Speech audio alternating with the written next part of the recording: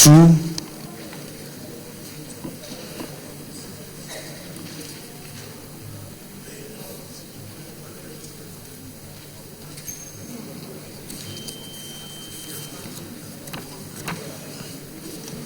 $9.43.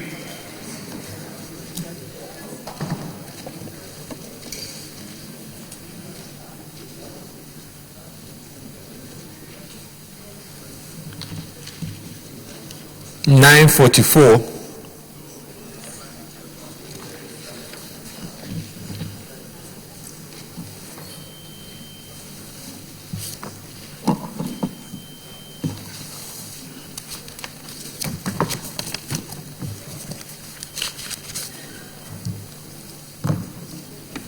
$9.45.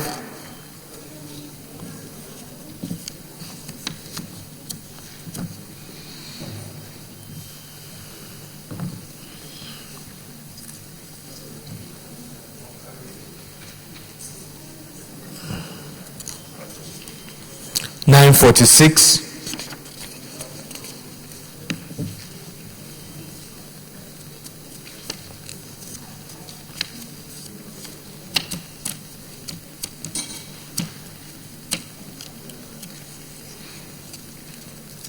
$9.47.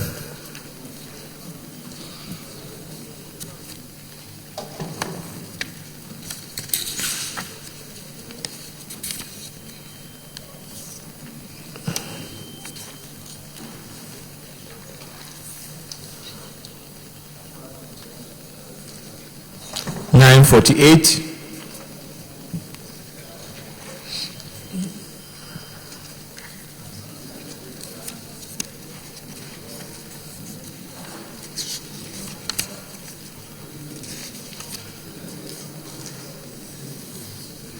$9.49.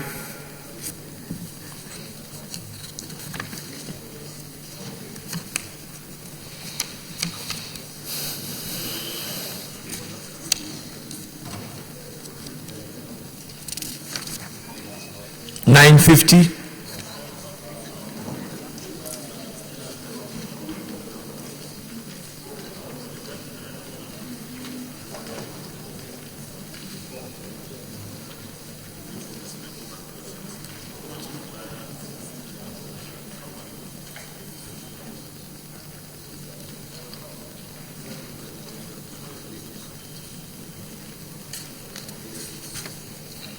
$9.51.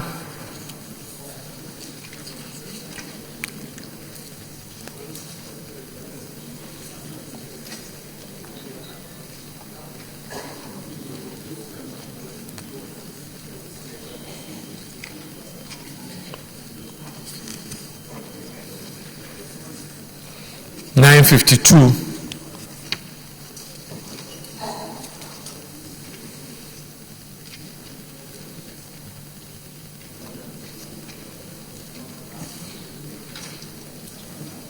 $9.53.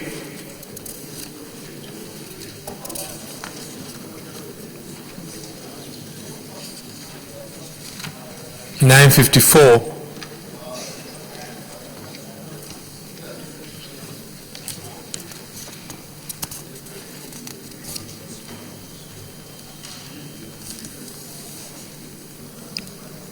$9.55.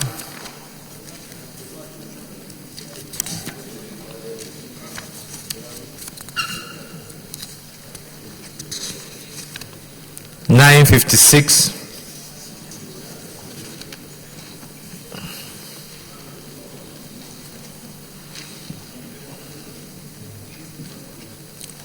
$9.57.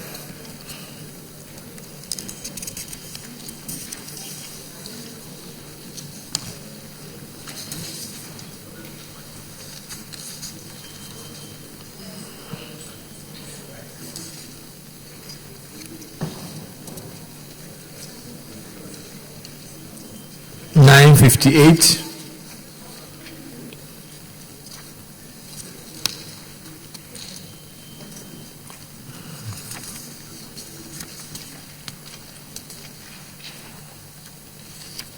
$9.59.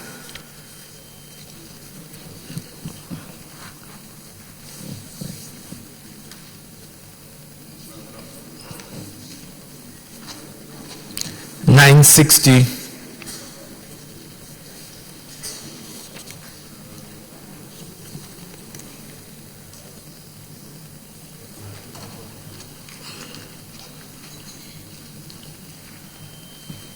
961,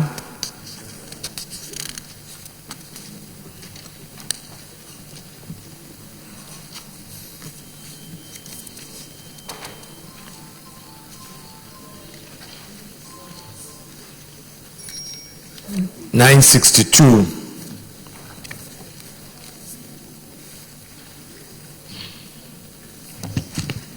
'Senator Oluremi Tinubu, Lagos Central. Apparently have been missed from this Senate. Thank you, Mr. President. My name is Oluremi Tinubu, representing Lagos Central Senatorial District. I rise to move that the votes and proceedings of Thursday, the 24th November, be approved. I so move.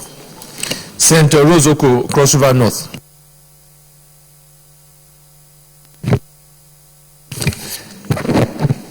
Rose Oko, Cross River North. I rise to second the motion that the votes and proceedings of Thursday, 24th of November 2016 be adopted. I so move. Those in favor that the votes and proceedings of Thursday, 24th November 2016 be approved, say aye. Those against say nay. The ayes have it. The votes and proceedings of Thursday, 24th November 2016 is hereby approved. Announcement. I wish to acknowledge the presence of staff and students of New Capital School, Asokoro District, Abuja, who are in the gallery to observe Senate proceedings. I wish them a fruitful observation of the Senate proceedings. You may now sit down.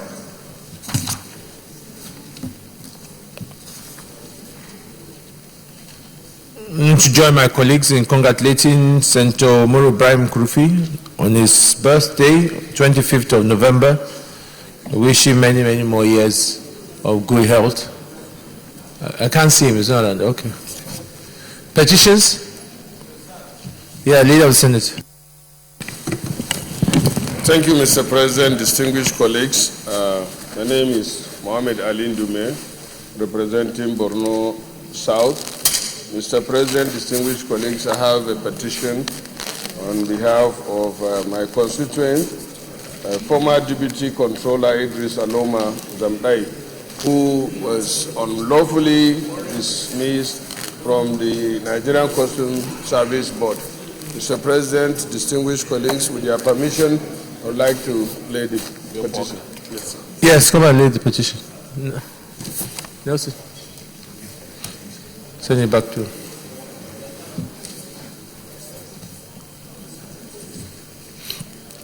Petition is referred to Committee on Ethics and Privileges.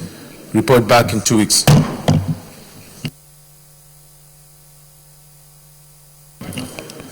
Yes, pointer over there, Senator Abaribe. Thank you, Mr. President, my highly distinguished colleagues. My point of order is Order 42. Let's go ahead and read it.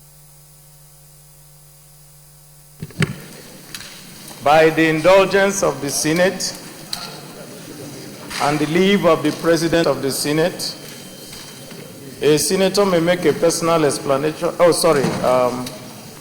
Order 42, sir. The matter for discussion shall, if possible, be referred to the President of the Senate before commencement of the day's sitting, and the President of the Senate shall refuse to allow the claim unless he is satisfied that the matter is definite and urgent. 2, if the claim is allowed by the President of the Senate and the leave of the Senate is given by at least 1/5 of all the senators, the matter shall stand over till the next legislative day. 3, no more than one such motion may be made at the same sitting. Mr. President, I had come to you and discussed this motion, this pending motion, and I have the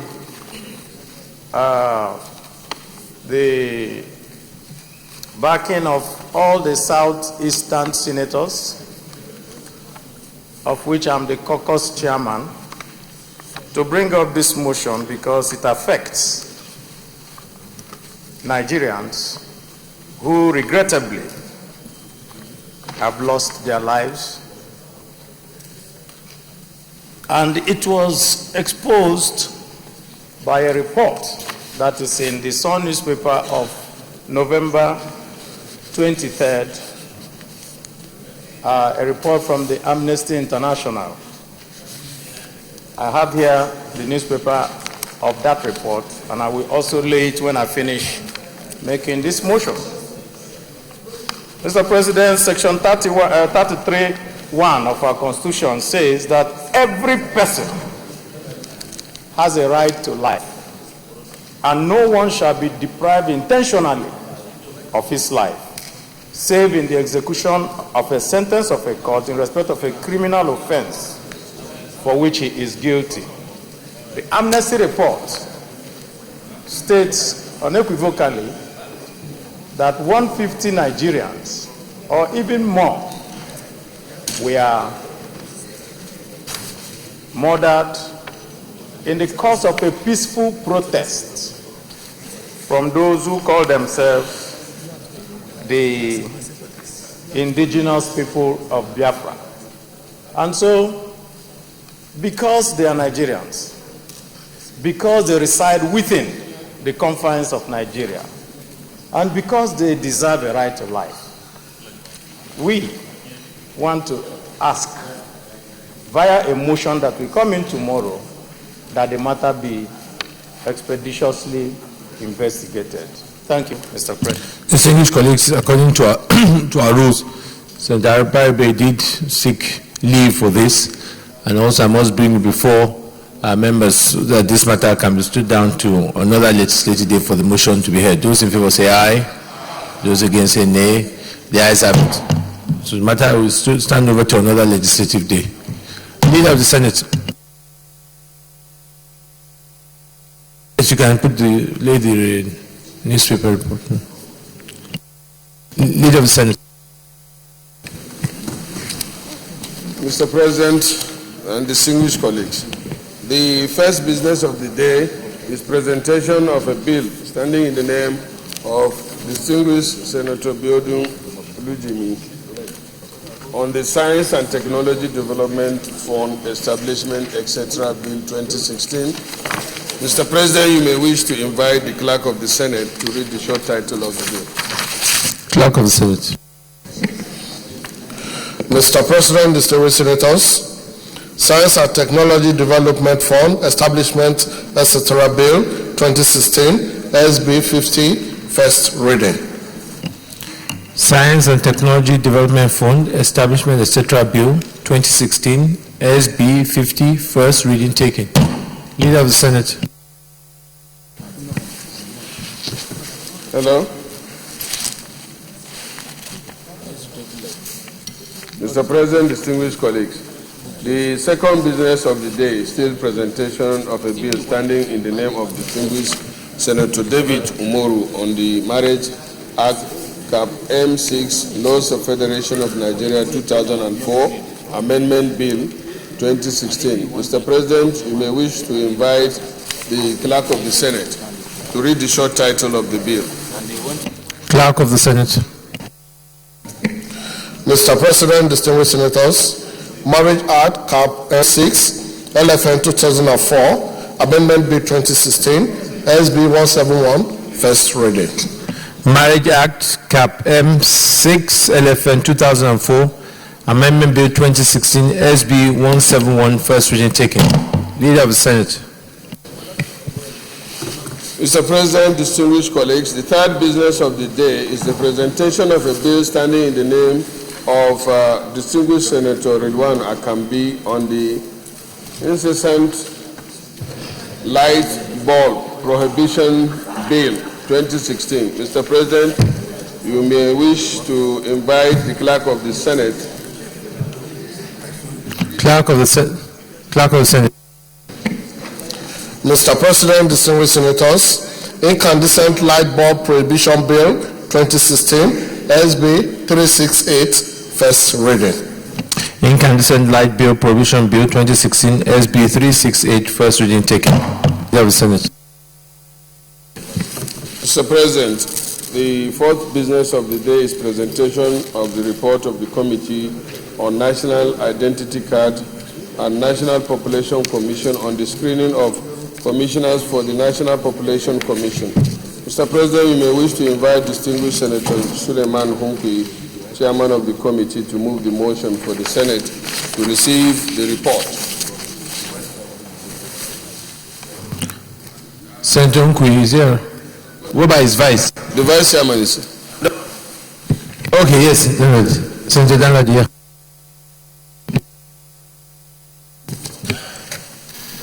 Mr. President, distinguished colleagues, Abubakar Sani Danladi, Senator representing Taraba North. I rise to move that the Senate do receive the report of the Committee on National Identity Cards and National Population Commission on the screening of commissioners for National Population Commission. I so move. Senator Tijani Kaura.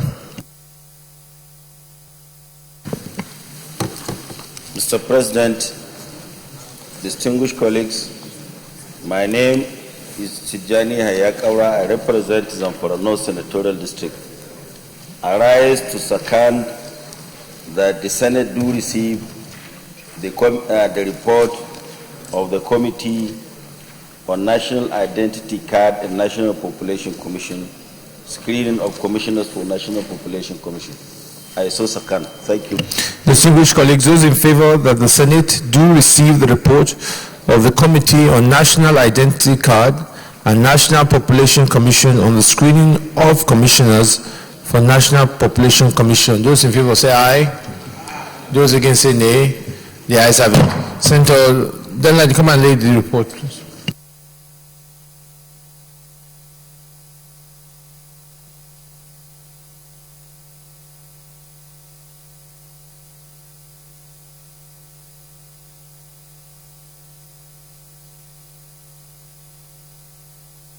Leader of the Senate.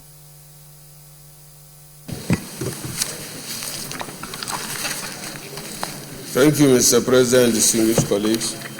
The first order of the day is the presentation and consideration of the report of the Committee on Appropriation on the environment of funds appropriated for special intervention, recurrent and fiscal and special intervention capital for funding of critical, recurrent and capital items.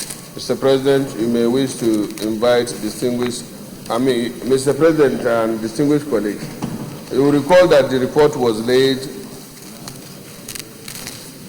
the report of the committee was laid on Wednesday, 23rd November 2016. Mr. President, you may now wish to invite distinguished Senator Danjuma Goje to move the motion for the Senate to consider and approve the committee report. Senator Danjuma Goje.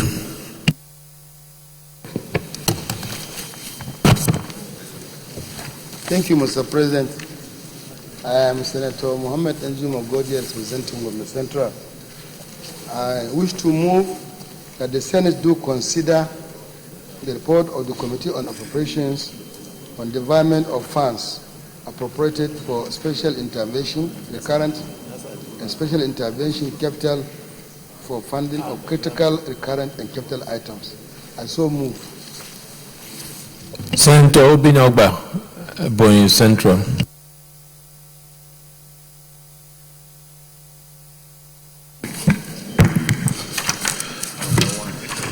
Thank you, Mr. President.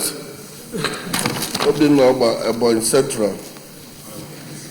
I rise to second the motion ably moved by the Chairman of Appropriation that the Senate do consider the report of the Committee on Appropriation and Environment of Funds appropriated for the special intervention, recurrent and special intervention capital for funding of critical, recurrent and capital items. I so second, Mr. President. Distinguished colleagues, those in favor that the Senate do consider the report of the Committee on Appropriation on the environment of funds appropriated for special intervention recurrent and special intervention capital for funding of critical recurrent and capital items. Those in favor that we consider the report say aye. Those against say nay. The ayes have it. Senator Danjuma Goje.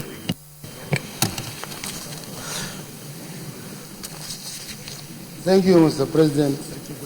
Distinguished colleagues.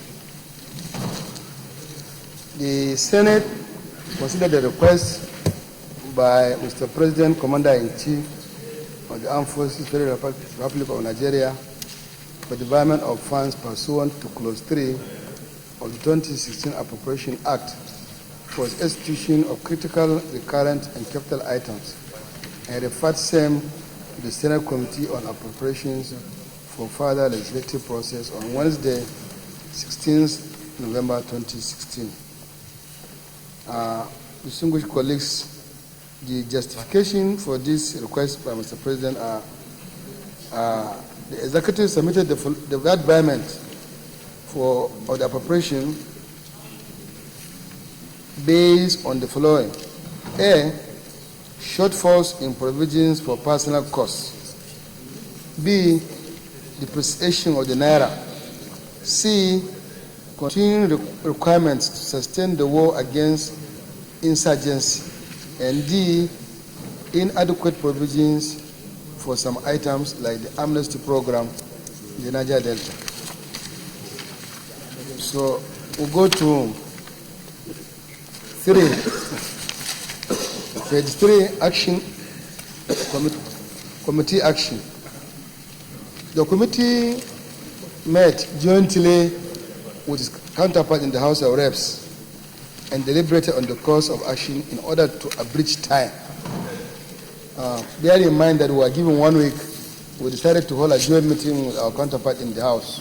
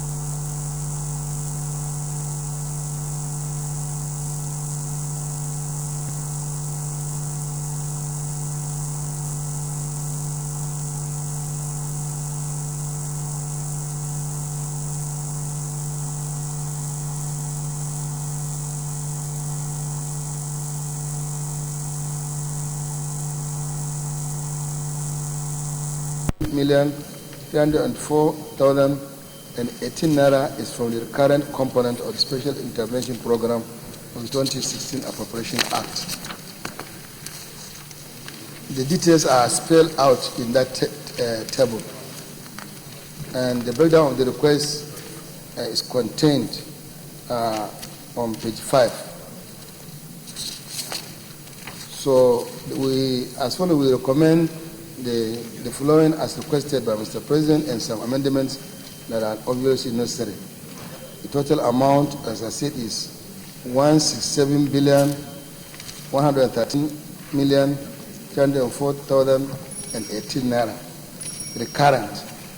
And there's a statutory transfer of 2.5 billion naira going to the Public Complaints Commission.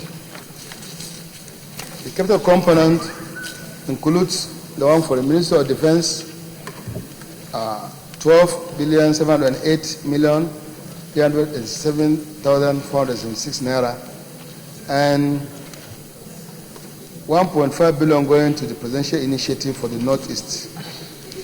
There's a need to pay some local contractors so as to stimulate the economy, for which 25 billion naira have been recommended.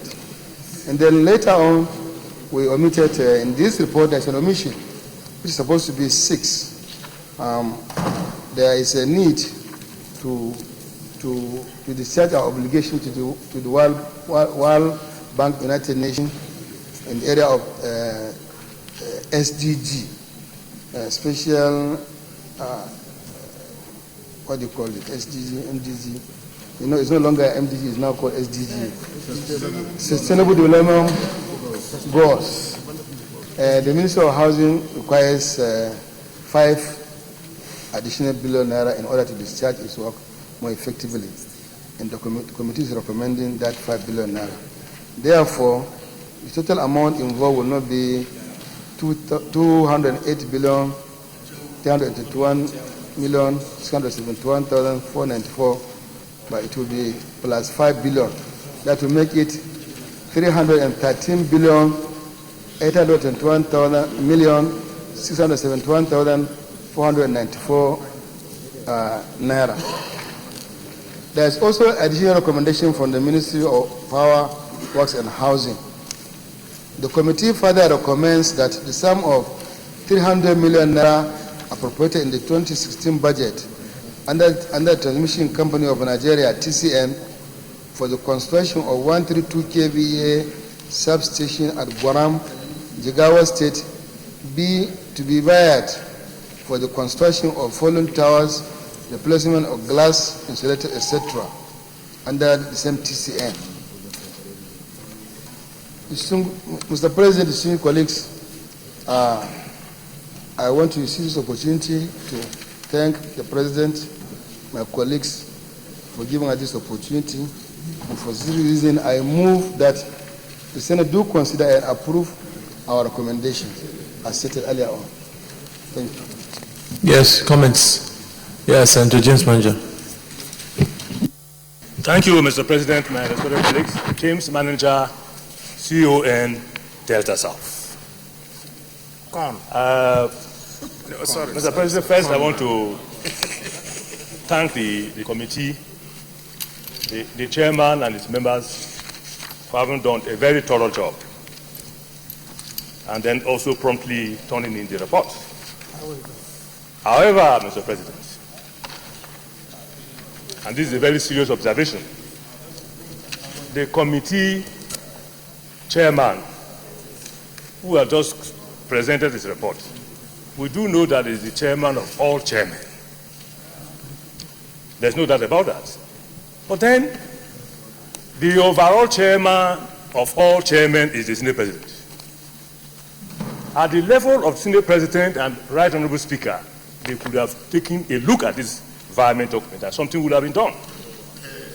They brought the report.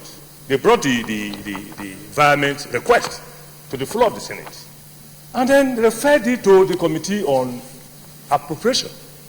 Ideally, the committee ought to have carried along the subcommittees on appropriation. The subcommittees that are concerned with this environment supposed to have been carried along. The matter, the shortness of time. If it was too short, you would have come for extension of time. Senate will have approved extension of time at plenary for you. That you didn't do. You decided to box yourself into a corner, and then you sidelined the subcommittees on appropriation, which is wrong. In my humble view, that is very wrong, because these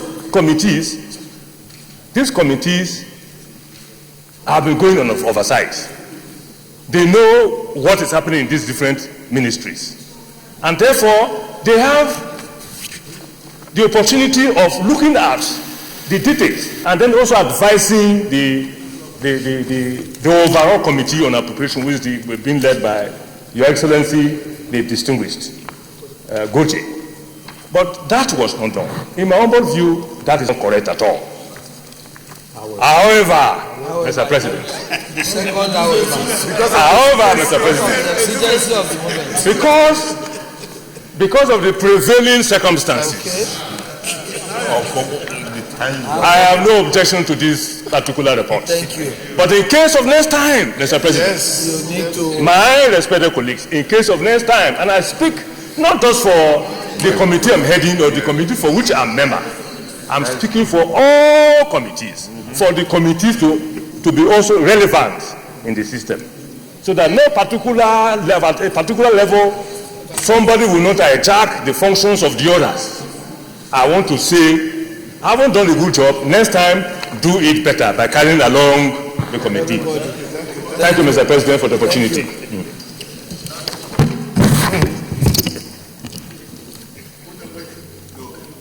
You have the Deputy Senate President. I think we've noted the observation made by Senator James Manja. I'm sure the chairman of our appropriation should have noted it. We can always improve on things that we're doing. But you acknowledge that you did a good job. We just want you to do it better. Okay. Deputy Senate President. Just I have a further observation, sir, before we put the question. Just for our records. But before I go to that, sir, let me join King James Manager and the rest of the senators in commending the Appropriation Committee for a very good job they've done. And to this Senate and the National Assembly for being sensitive to the yearnings of our people. Some of the critical sectors have been either omitted or shortchanged in the main budget, and it's now being addressed, including the amnesty, the Northeast, Youth Service, the Public Complaint Commission. And with this environment, I think that some of their concerns, their problems have been addressed, for which I believe it's commendable. But having said this, Mr. President, I'd like to call the attention of this Senate to Section 81, subsection 4, just for our guidance and for the future. Section 81.4 says, of the Constitution, if in respect of any financial year, it is found that the amount appropriated by the Appropriation Act for any purpose is insufficient, or a need has arisen for expenditure for a purpose for which no amount has been appropriated by the Act, a supplementary estimate showing the sums required shall be laid before each House of the National Assembly, and in case of any such expenditure shall be included in a supplementary appropriation bill. Your Excellency, distinguished colleagues, we've been going through this issue of environment, which is not known in our Constitution. It's a military terminology, and it is certainly not in our Constitution. What is in our Constitution? Because when they present this environment, nobody makes any reference to any law authorizing it. Jeremiah said, what we do, sir, is in respect of this Constitution, we swear an oath to abide by the provisions of this Constitution. Regarding appropriation, we have either the Appropriation Act or the Supplementary Act. There's nothing like environment. So for our guidance or the guidance of the executive, I propose that going forward, that if there is any shortfall or there's need to cover any ground that has not been covered, the appropriate thing to do is a supplementary appropriation, not environment. Because the environment is not known to this Constitution. So I just say for our guidance, this one have been laid and appropriately considered. I support it, just for guidance for tomorrow. Deputy Senate President of the Senate of Nigeria, I I think your observation as part of the Constitution is well noted. I think we're all fully aware of that.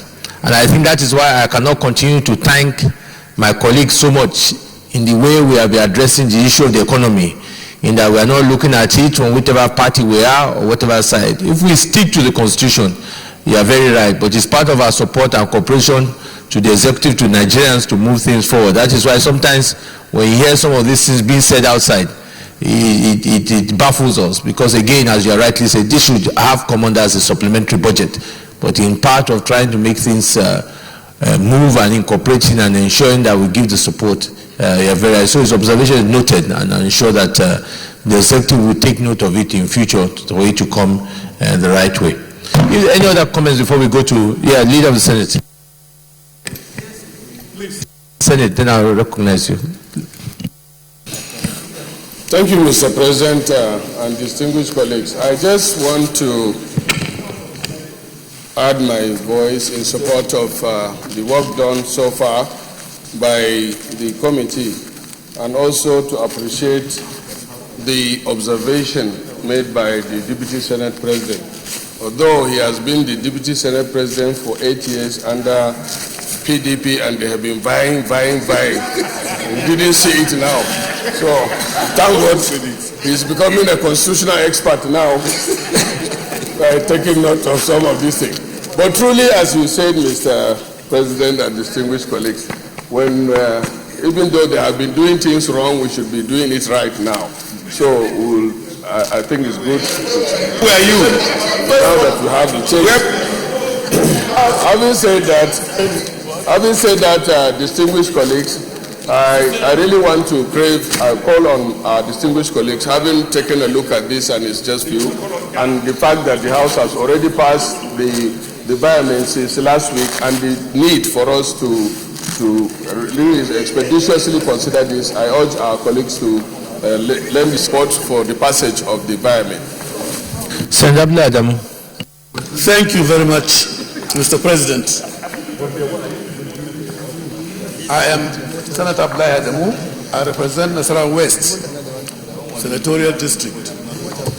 Your Excellency, I want to appreciate our colleagues who have made interventions on the report by the Appropriation Committee before us on the environment request from the Presidency. Nobody in his senses will doubt or contest the provisions, very clear provisions of the Constitution of the Federal Republic of Nigeria. We respect that. However, Mr. President, there is a Fiscal Responsibility Act. Fiscal Responsibility Act, Section 24, does provide for environment. So while I accept, the intervention, so we don't want to create the impression, we don't want to create the impression that we're doing a wrong thing. In totality, we're not. Because there's a Fiscal Responsibility Act, which is recognized by the Constitution of the Federal Republic of Nigeria, Section 24. And in conclusion, I want to thank my colleagues from that end who are recovering from the Ondo.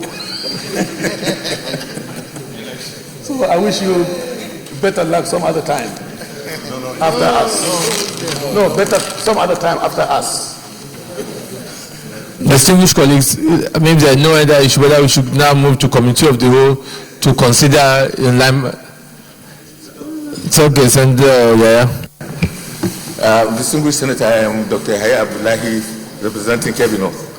I think, sir, it is important at this point for us to make a real distinction between environment and supplementary budget. Environment is when you are making a transfer within an existing budget.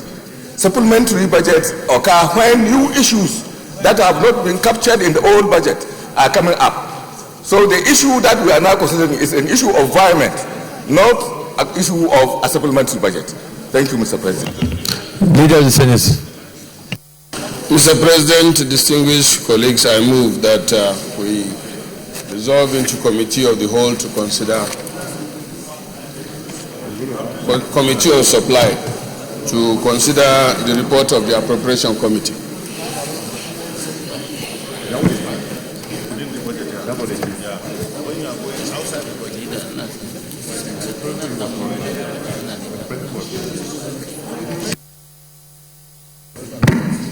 Mr. President, distinguished colleagues, I rise to second the motion that the Senate do dissolve into a committee of supply to consider the report. I so second. Distinguished colleagues, those in favor that we resolve committee of supply and consider a line by say aye. Those against say nay. The ayes have it.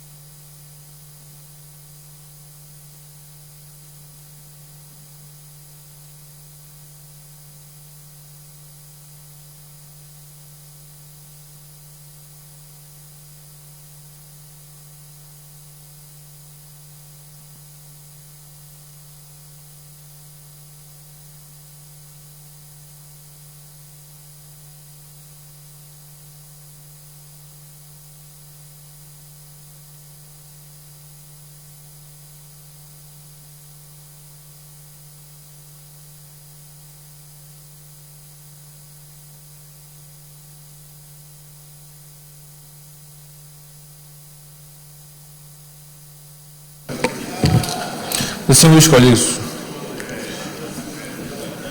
we'll go straight to the recurrent.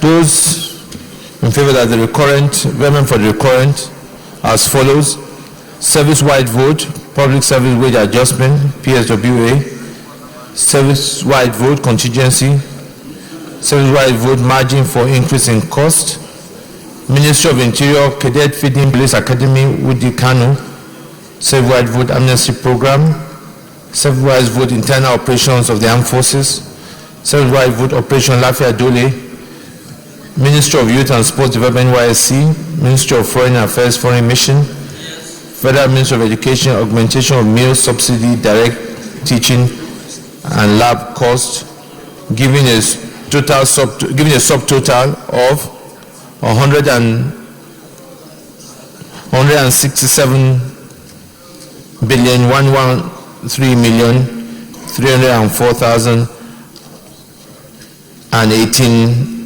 naira. Those in favor that that stands part of bill as a recurrent say aye. Those against say nay. The ayes have it. On the statutory transfer, Public Complaints Commission. Those in favor that the statutory transfer subtotal of 2.5 billion stands part of the say aye. Those against say nay. The ayes have it. On capital,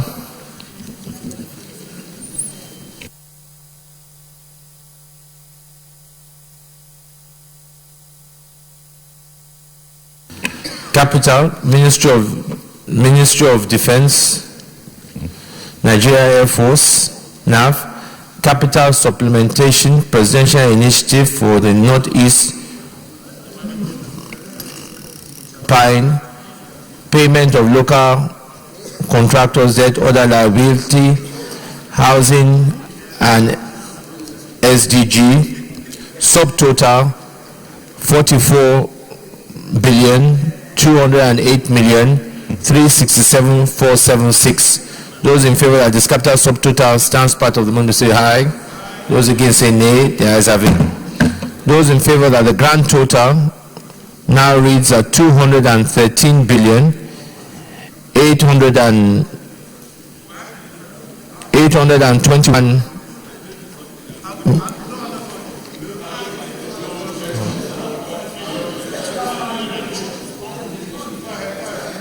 So grand total, you have it. I'm on page 6.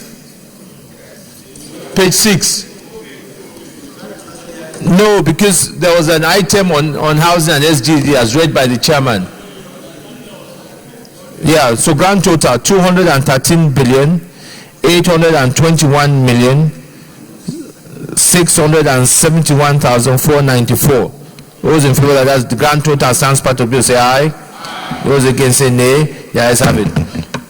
Also the recommendation that 300 million appropriated for the Guaram in Jigawa State be now vetted for reconstruction of falling towers, replacement of glass insulators. Those in favor, that stands part, will say aye. Those against say nay. The ayes have it.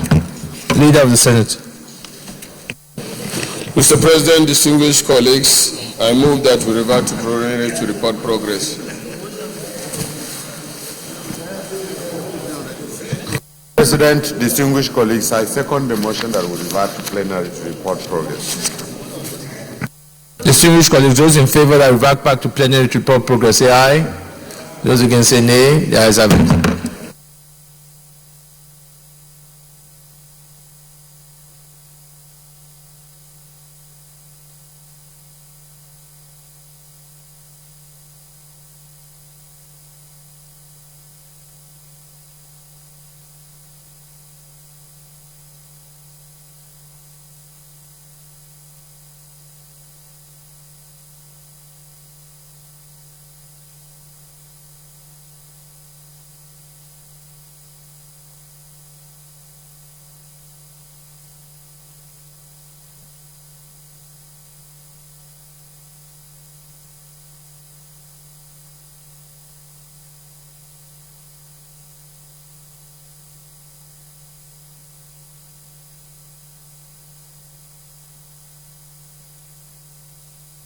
Distinguished colleagues, the Senate in the Committee of Supply considered the report of the Committee on Appropriation on the vehement request by the President of the Federal Republic of Nigeria and approved as follows.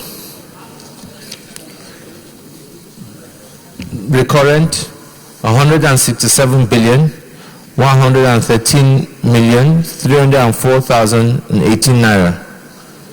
Statutory transfer 2,500,000,000.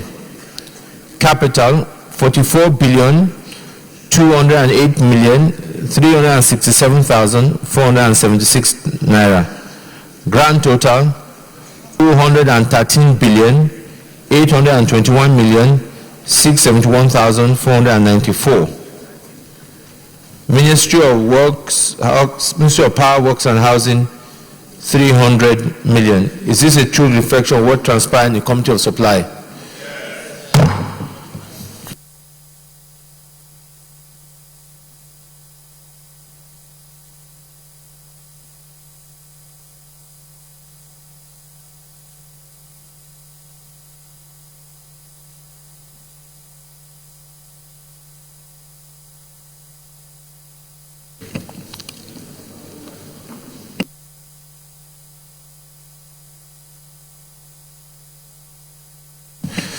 Chairman of Appropriation and members and all the subcommittee members, I want to thank you for all the contributions and observations made.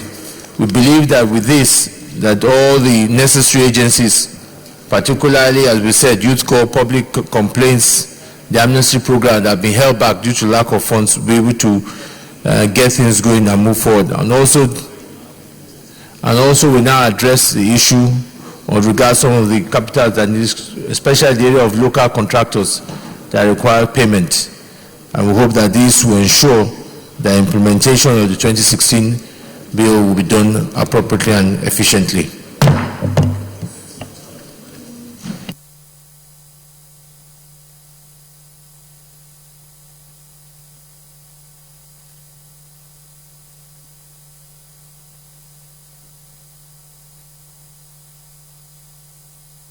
Leader of the Senate.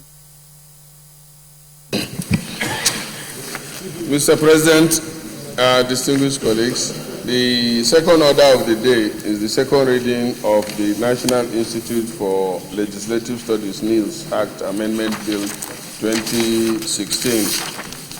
Mr. President, distinguished colleagues, you will recall that the bill was read the first time in this chamber on Tuesday, 3rd November 2016. Mr. President, distinguished colleagues, with your permission, I move a motion that the bill be now read a second time.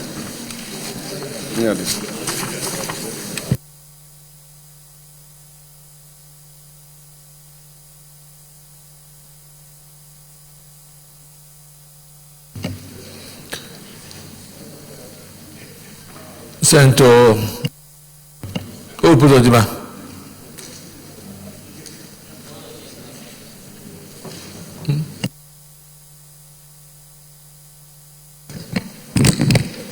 Mr. President, distinguished colleagues, my name is Senator Hope Uzodimma. I represent the good people of Imo West. I rise to second the motion that the bill for an act to amend the National Institute for Legislative Studies Act 2010 and for other matters connected therewith, 2016. I so second.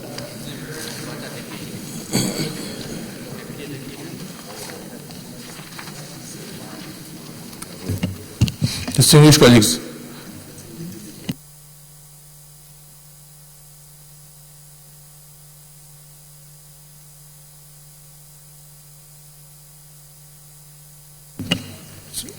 sorry about that. Leader of Senate, Leader, you can lead the debate. Sir. Thank you, Mr. President, distinguished colleagues. I want to first of all start by saying that the following distinguished senators are the co-sponsors of this bill. One, Olusola Adeye, Mohammed Kubali Shitu, Philip Tanimu Aduda, Emmanuel Poka, and distinguished Senator Sam Egu. Distinguished colleagues, thank you very much for the opportunity given to me to lead the debate on this very important bill. The bill seeks to amend the National Institute for Legislative Studies Act, which was enacted in 2011, and repeal the National Institute for Legislative and Democratic Studies Act 2007. The Act established the institution to, among other things, act as a center of excellence for research, training, publication on democratic governance and legislative practice and procedure for legislative assemblies in Nigeria. Although the Act mandated the institute to provide interface between democratic institutions and the civil societies, sensitize the Nigerian public to imbibe, support, and defend democratic and legislative ethics, the amendment is proposed to change the name of the institution to accommodate democratic studies and enlarge its powers to provide training and research to sustain the Nigerian democracy. The objective of the amendment are as follows. The bill seeks to amend the National Institute for Legislative Studies Act to change the name of the institute from National Institute for Legislative Studies to National Institute for Legislative and Democratic Studies. Two, to empower the institute to provide training and research services in legislative and democratic studies. And three, strengthen the Nigerian legislature and democratic governance through effective capacity development services. Amendments proposal. The amendment proposed to the existing Act to meet the objective of the bill are as follows. 1. The long title of the Principal Act is amended by inserting after the words legislative the words and democratic to reflect the new name of the institution. And 2, Section 1 of the Principal Act is also amended by making similar insertions as in the long title to reflect the amended name. And 3, Section 2 of the Principal Act is amended by A, inserting new paragraphs N, O, and P after existing paragraph M to empower the Institute to provide educational service on democratic processes and institutions, undertake periodic review of the budget process and periodic analysis of the federal government economic policy and its implication on the economic growth and development of Nigeria. B, in subsection 3A, by inserting after the word democracy a comma and legislative practice. C, in subsection 3D, by inserting after the word tertiary the words and professional. D, in subsection 3H, by inserting after the word schools the word professional. And E, in subsection 3I, by substituting the existing paragraph I with a new paragraph I to empower the institute to provide training courses on democracy, party politics, electoral process, political culture, development, and legislative practice and procedure. F, in subsection 3J, by inserting after the word is, it's the word professional. And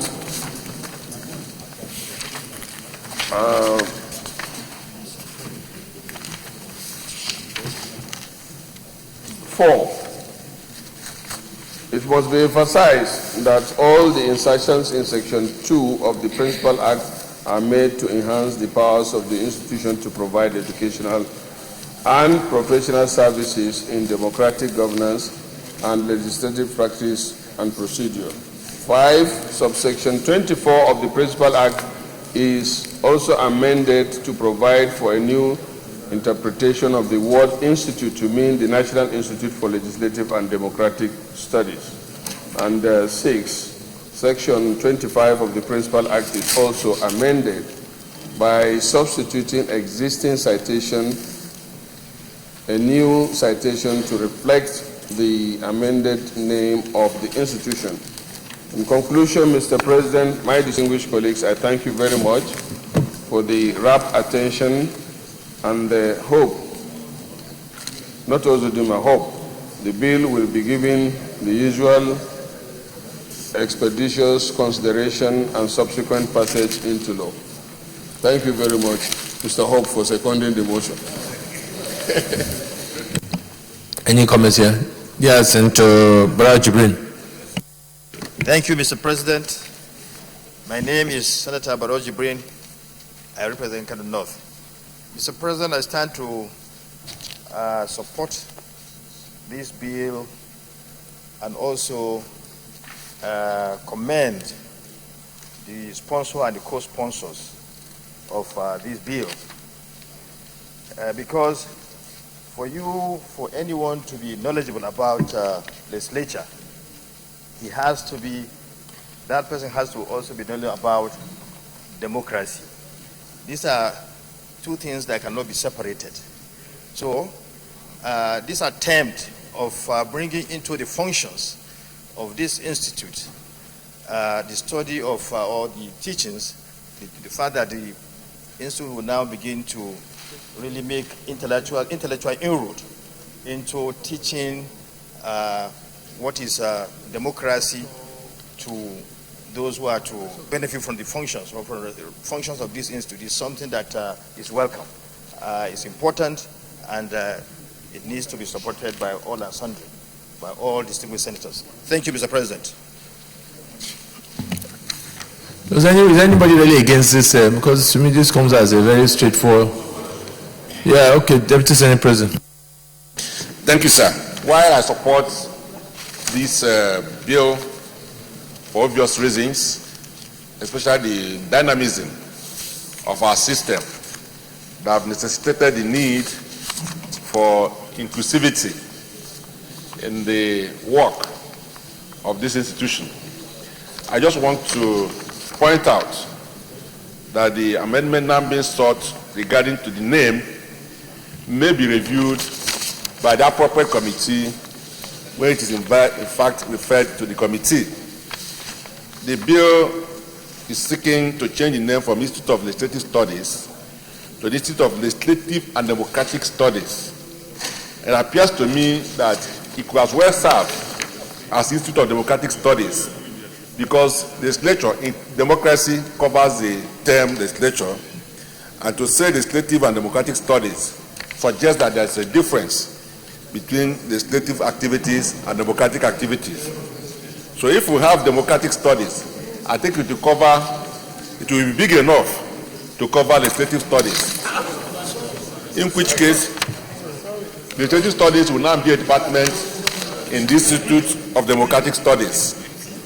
But I believe that these are matters the committee will look at critically and decide to ensure that the appropriate terminology and naming is achieved ultimately. That's my contribution. Any other, so I can now, yes, Senator Moore. Mr. President, sir, distinguished colleagues, Babajide Omoworare, Senator representing Osun East, I agree with the submission of the leader on this report, the fact that NILS should be strengthened. My challenge, however, is based on Order 53, actually, that if a decision has already been taken by the Senate, we should really not review it except after a session. And I'm of the view that probably inadvertently, looking at the third amendment, the third proposed amendment, which is amendment of Section 2 of the Principal Act, I think that is a surplusage. It provides that in certain new paragraphs N, O, and P, after the existing paragraph M, to empower the Institute to provide educational services on democratic processes and institution, semicolon, undertake periodic review of the budget process and periodic analysis of the federal government economic policy and its implication on the economic growth and development of Nigeria. I'm aware, Mr. President, sir, and distinguished colleagues, that there is a NABRO bill on this that has been passed by the Senate of the Federal Republic of Nigeria and also passed by House of Reps that is going through the process of conferencing. That is my observation. Thank you very much, sir. But that is noted, but that doesn't address the merits and principles. When it goes to the committee work, they will address that. Let me put the question so that we can make some progress. Those in favor that this bill be now read the second time, say aye. Aye. Those against, say nay. The ayes have it. Clerk of the Senate.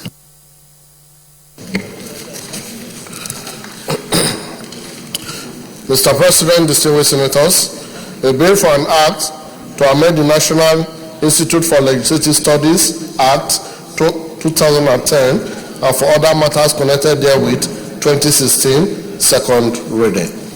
A bill for an act to amend the National Institute for Legislative Studies NILS Act 2010 and for other matters connected therewith, 2016, second reading taken. The bill is referred to the Committee on Establishment and Public Matters and brought back in 3 weeks. Leader of the Senate.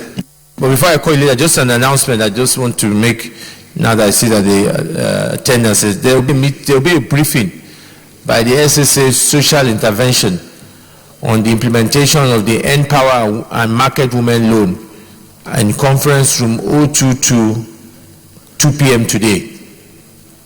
Attendance is very, very important. I think there are more information she will brief our colleagues on. So I would advise that everybody attends. Leader of the Senate. Mr. President, distinguished colleagues, the third order of the day is the second reading of the Environmental Managers Registration Council of Nigeria Establishment, etc. Bill 2016. Mr. President, distinguished colleagues, you will recall that the bill was read the first time in this chamber on Thursday, 15th October 2015. Mr. President, you may wish to invite distinguished Senator Francis Ali Henan, the Deputy Chief Whip and Orator 1, to move the motion for the bill to be read a second time. Senator Francis Ali Henan.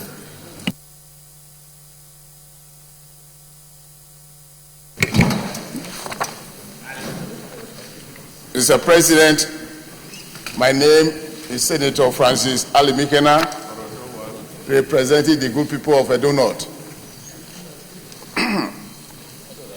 Mr. President, distinguished colleagues, it is my honor and pleasure to lead the debate on this general principle of this bill for an act to provide for the establishment of Environmental Managers Registration Council of Nigeria and for the other related matters. The bill was read for the first time on the floor of the Senate on the 15th October 2015. Mr. President, distinguished colleagues, this bill seeks to provide for the establishment of the Environmental Managers Registration Council to, among other things, provide for the codes of conduct, professional ethics, and stipulation of minimum standards for persons seeking to practice the profession. The council, which this bill seeks to establish, will promote professional management of our environmental and will, among other things, provide for, 1, determine who are environmental managers for the purpose of this bill, determine what standard of knowledge and skills are to be attained by persons seeking to become registered as environmental managers, and reviewing such standards from time to time. Securing the establishment of maintenance of a register of persons entitled to practice as environmental managers and the publication of from time to time of the list of such persons.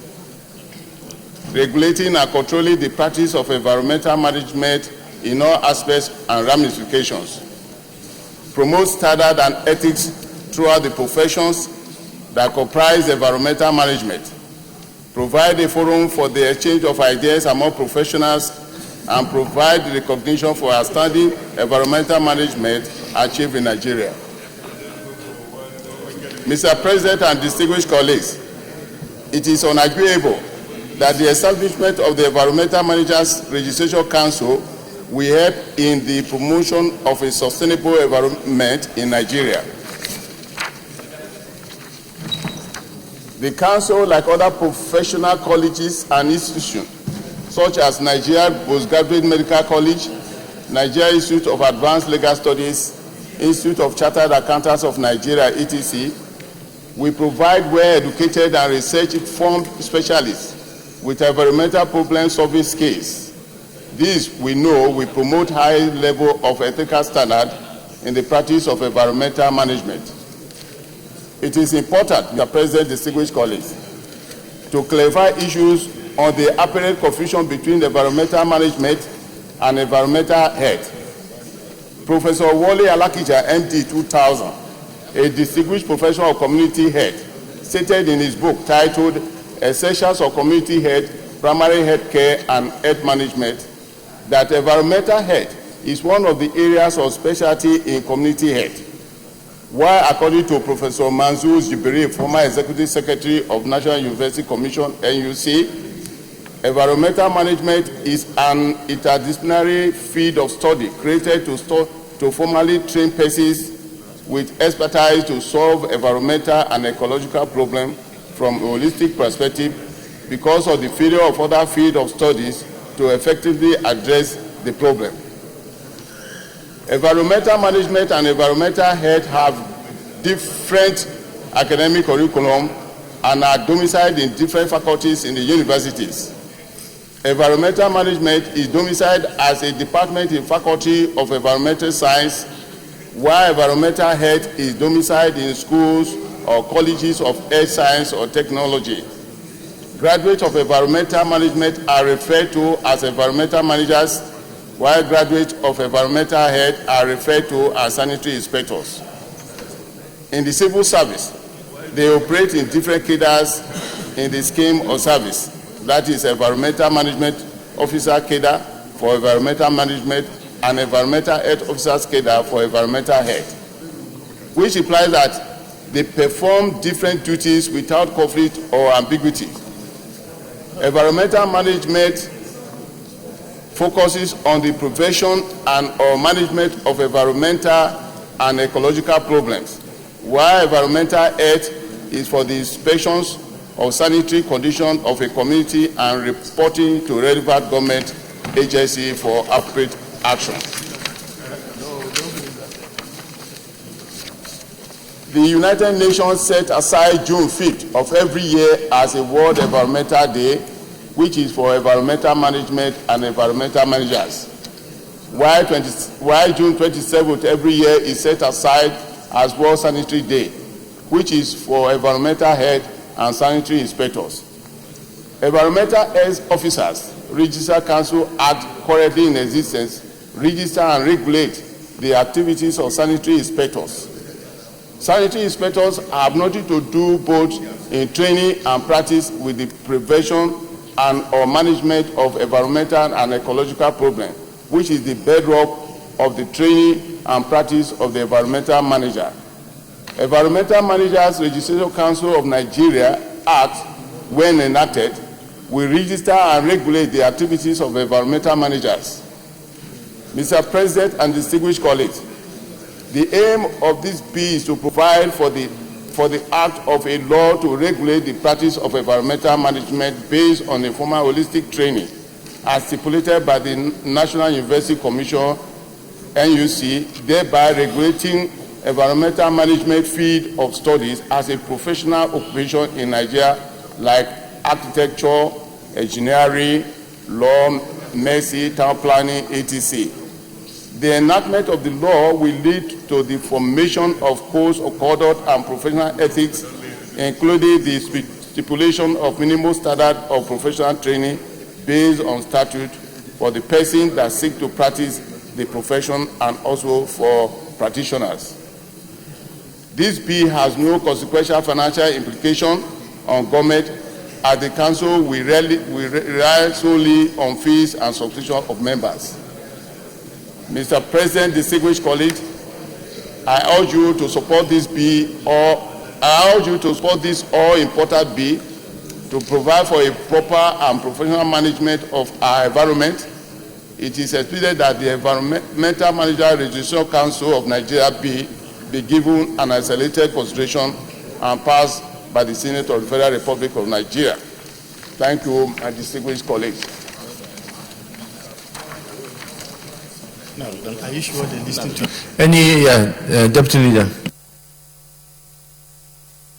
Well, Mr. President and my distinguished colleagues, first, I rise to support this bill for two reasons. One, by reason of proximity to the sponsor of the bill, and the other on a more serious note, on the reason that we are all aware that the climate change issue has assumed a more serious dimension now internationally, and all institutions of government that will promote in putting our environment in such a position that the impact that is anticipated by the change will be lessened on the people and the environment should be promoted by all parliaments.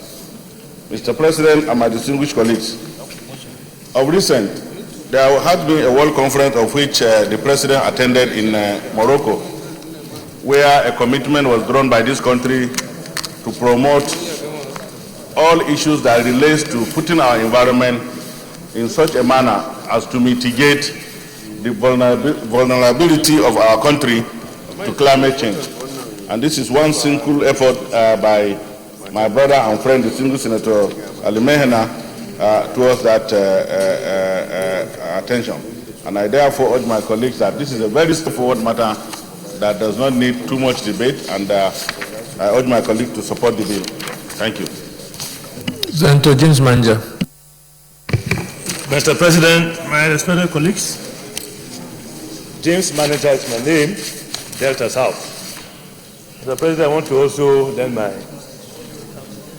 support for this bill.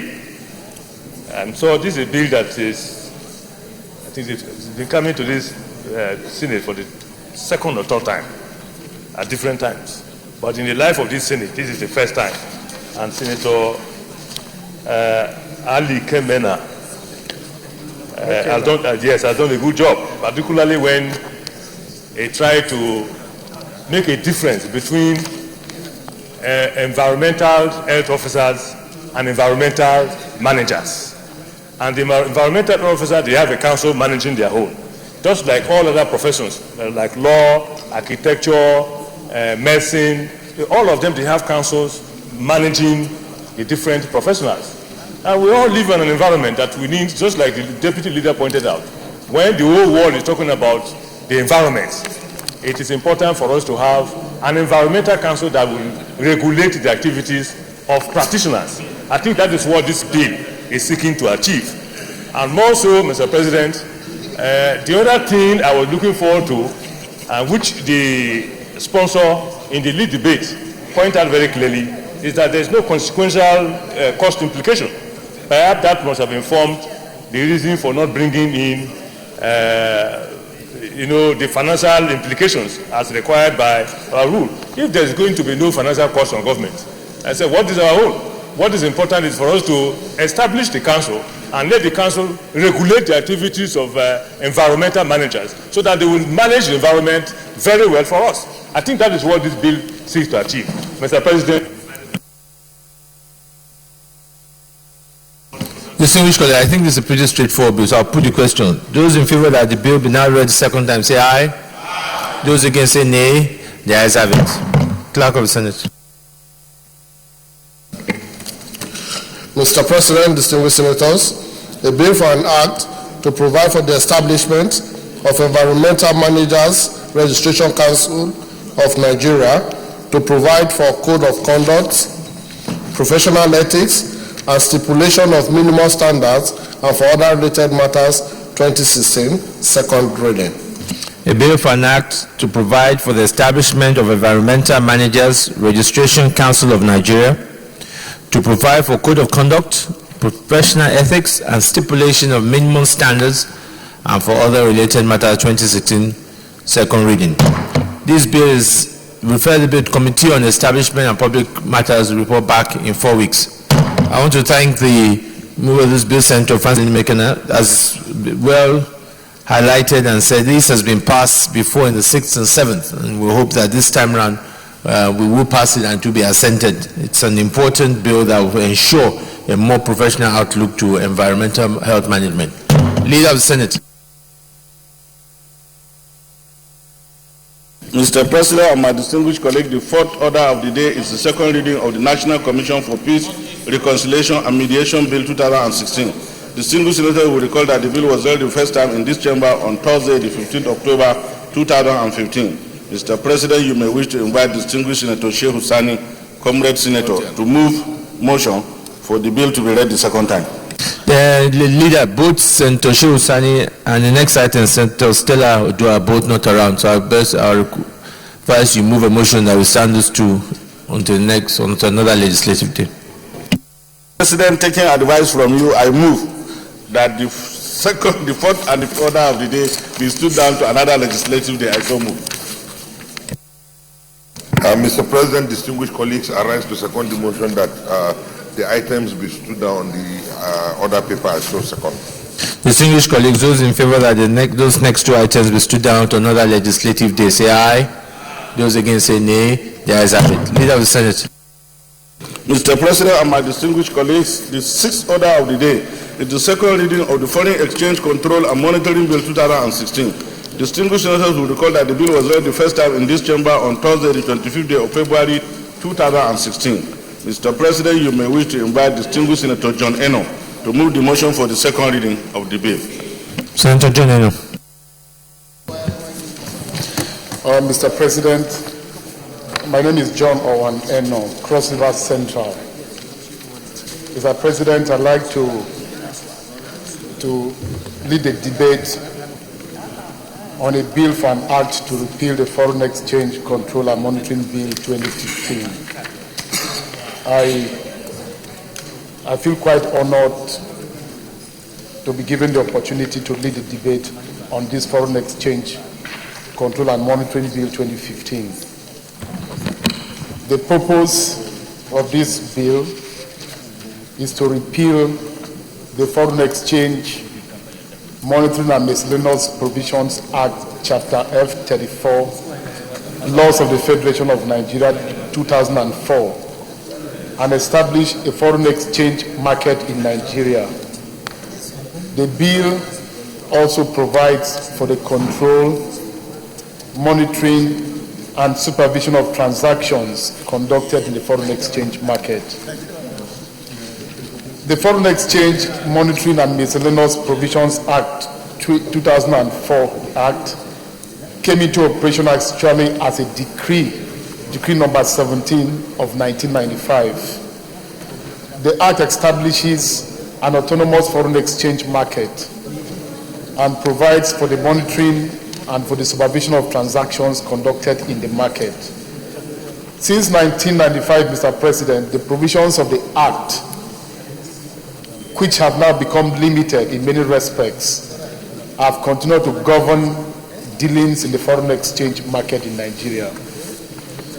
Mr. President, distinguished colleagues, the objective of the bill includes, among others, A, to establish a foreign exchange market, B, to provide for the regulation, monitoring and supervision of the transactions conducted in the market and for related matters, C, to contribute to the sound development of the national economy by striving to facilitate foreign transactions, D, to maintain an equilibrium or balance of international payments, E, to stabilize the value of currency by ensuring the liberalization of the foreign exchange transactions, F, to maintain an equilibrium or balance of international payments, and G, to stabilize the value of the currency by ensuring the liberalization of foreign exchange transactions and of other foreign transactions by revitalizing market functionality.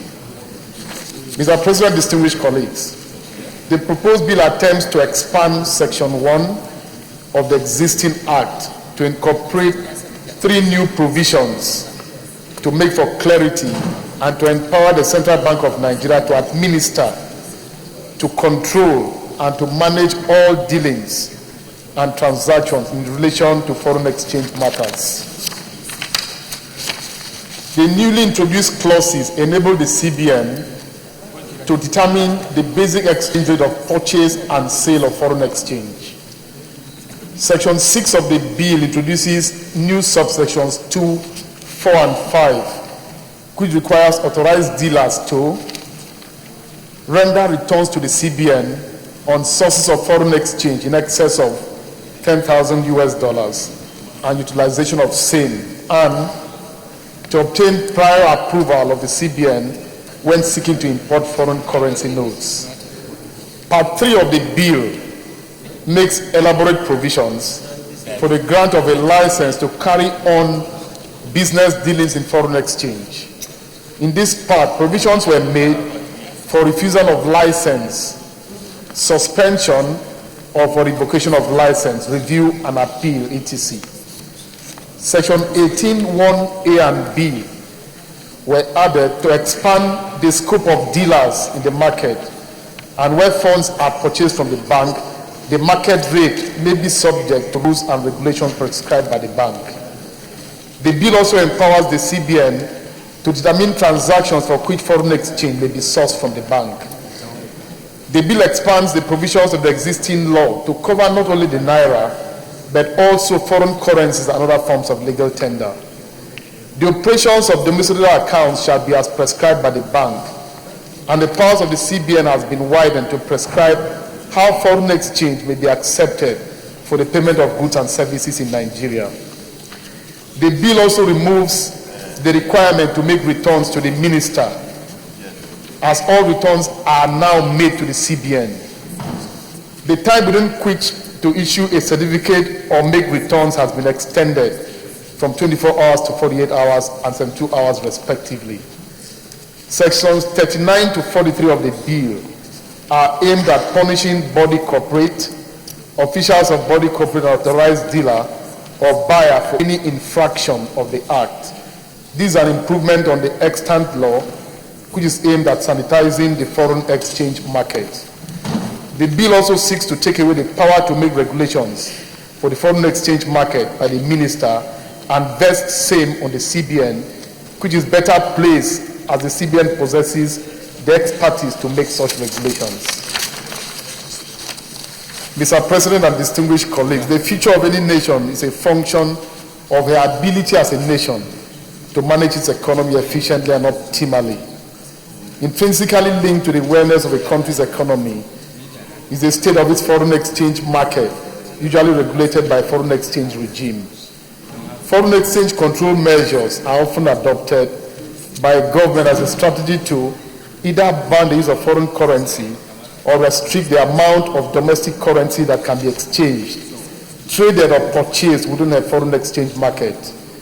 The minimum of exchange control as deduced from most systems where exchange controls are in place is to prevent or redress an adverse balance of payments by limiting foreign exchange purchases to an amount not in excess of foreign exchange receipts, in line with the requirements of Article 1 of the IMF Articles of Agreement 2011. The article recognizes foreign control as a strategy usually adopted by countries with transitional economies, and in particular the ones with weaker economies. Mr. President and colleagues, this bill does not attach or envisage any financial burden on government because it does not seek to establish any agency or commission that may require funding by government. The bill, when passed into law, will contribute to sound development of our national economy, facilitate foreign transactions, and most importantly, stabilize the value of our currency by ensuring the liberalization of foreign transactions and revitalizing market functionality. The Senate is invited to note that the purpose of the Foreign Exchange Control and Monitoring Bill 2015 is to repeal the Foreign Exchange Act, Chapter F34, Laws of the Federation of Nigeria, 2004, and establish the foreign exchange market in Nigeria to provide for control, monitoring, and supervisions for related matters. It is obvious from all indications the 1995 Act, in its present form, requires to be comprehensively reviewed to remove its outdated provisions and to bring in new provisions to match up with new challenges in the regulation of the foreign exchange market in line with the requirements of Article 14 of the International Monetary Fund Articles of Agreement 2011. This is exactly what the present bill has done. Mr. President, distinguished colleagues, I urge you all to give this bill an expeditious and speedy passage into law. And I thank you very much. Thanks. Yes, Leader of the Senate. Mr. President and my distinguished colleagues, again, this is one very important, straightforward bill that I think is very, very important that this Senate do support at this time of our history as a nation. Now, we all travel abroad. We all know what happens. And we are signatories to most of the international convention on the issue of money laundering and international transactions. And there is nothing whatsoever that makes Nigeria an exception other than this very sector that has been grossly abused in the past. And that's why, Mr. President and my distinguished colleagues, we woke up into a day in this country where we can have an individual having 1 billion or such other amount that are being mentioned today on papers of foreign exchange kept somewhere. Now, apart from dislocation of the economic system in the country, it equally makes it impossible for this country to monitor its financial status. You can't say, there is no statistic whatsoever. At times we just read that Nigerians abroad have repatriated this amount of money into the country, and because the source and the way it came cannot be monitored, you cannot even put it in the economy to be able to plan on what you want to spend the money for that will further enhance our economy. So I think this is one very important bill that we must commend the mover, the sponsor of the bill, and urge my colleagues to support the bill in its entirety, so that at committee level, whatever that is need to be done to further put it user-friendly for Nigerians, it can be done. Thank you very much, Mr. Straightforward. Distinguished colleagues, those in favor that this bill be now read sector and say aye. Those against say nay. The ayes have it. Clerk of the Senate.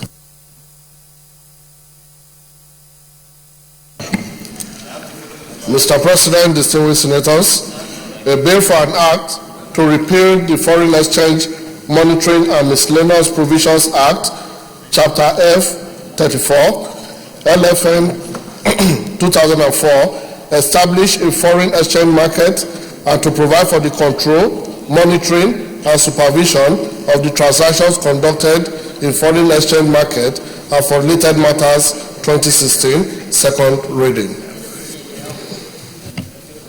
A bill for an act to repeal the Foreign Exchange Monitoring and Miscellaneous Provision Act, Chapter F34 LFN 2004, establish a foreign exchange market and to provide for the control and monitoring and supervision of the transactions conducted in the foreign exchange market and for related matters 2016, second reading taken.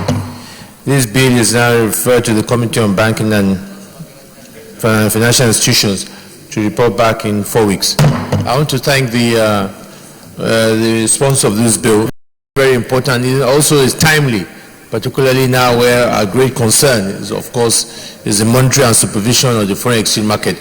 And I hope that when it gets to the committee, they will have a very comprehensive opportunity at public hearing to get inputs from all the stakeholders to really guide on what are the necessary reviews that needs to be made in order to ensure this more transparent, efficient way of our foreign exchange management. Leader of the Senate. Mr. President and my distinguished colleague, may I at this stage move that the 7th and the 8th order of the day be stood down to another legislative day. I so move.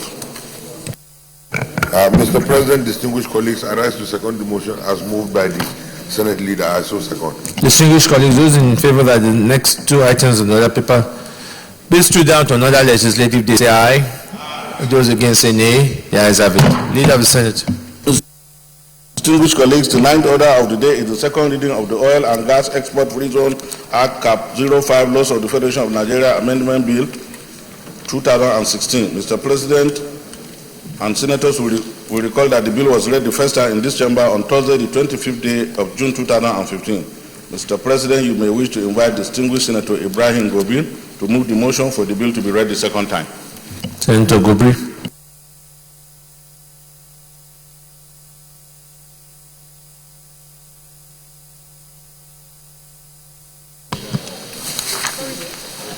Your Excellency, distinguished colleagues, this is a lead debate on Oil and Gas Export Free Zone, Act Cap 05 LFN 2011 Bill 2015.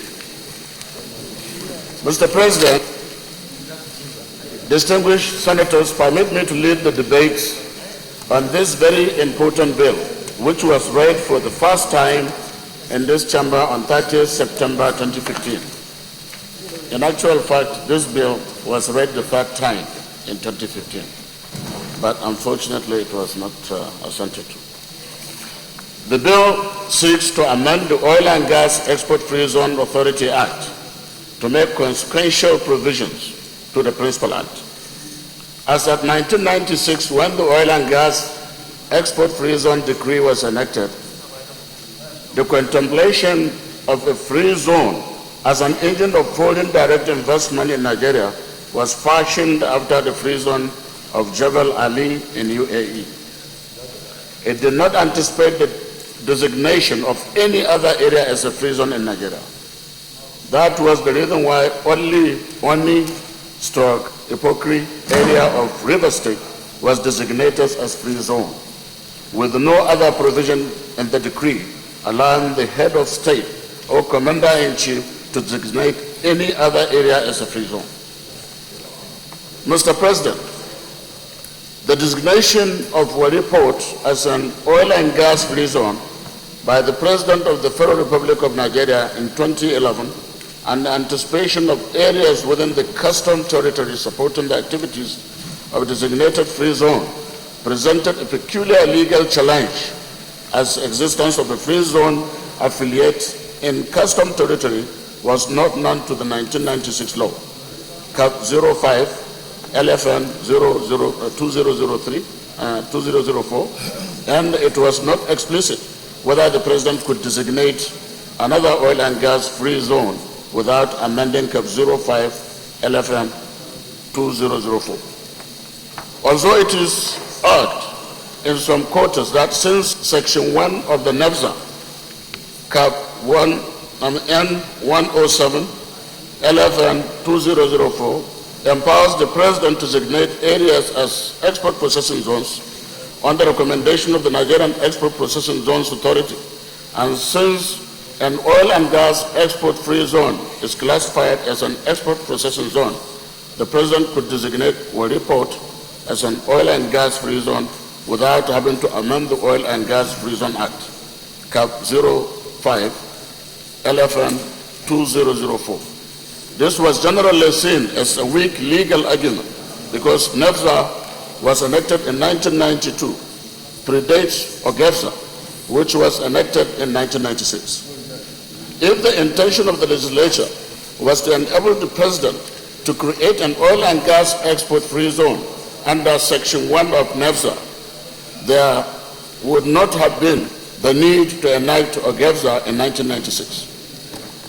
In order to create Ipokri oil and gas export free zone, also since the operation of the free zone leads to the suspension of laws affecting immigration and revenue of government of the Federation, state and local government, any law establishing a free zone would be interpreted strictly by the court against any party relying on it as a defense. Mr. President, distinguished colleagues, at the inception of the free zone concept in Nigeria, only Ipokri was designated a free zone in Nigeria. The President has further designated Delta Port, Wari, as a free zone. Also approved enterprises under Cap 05 LFN 2004 were entitled to complete exemption on all federal, state, and local government taxes.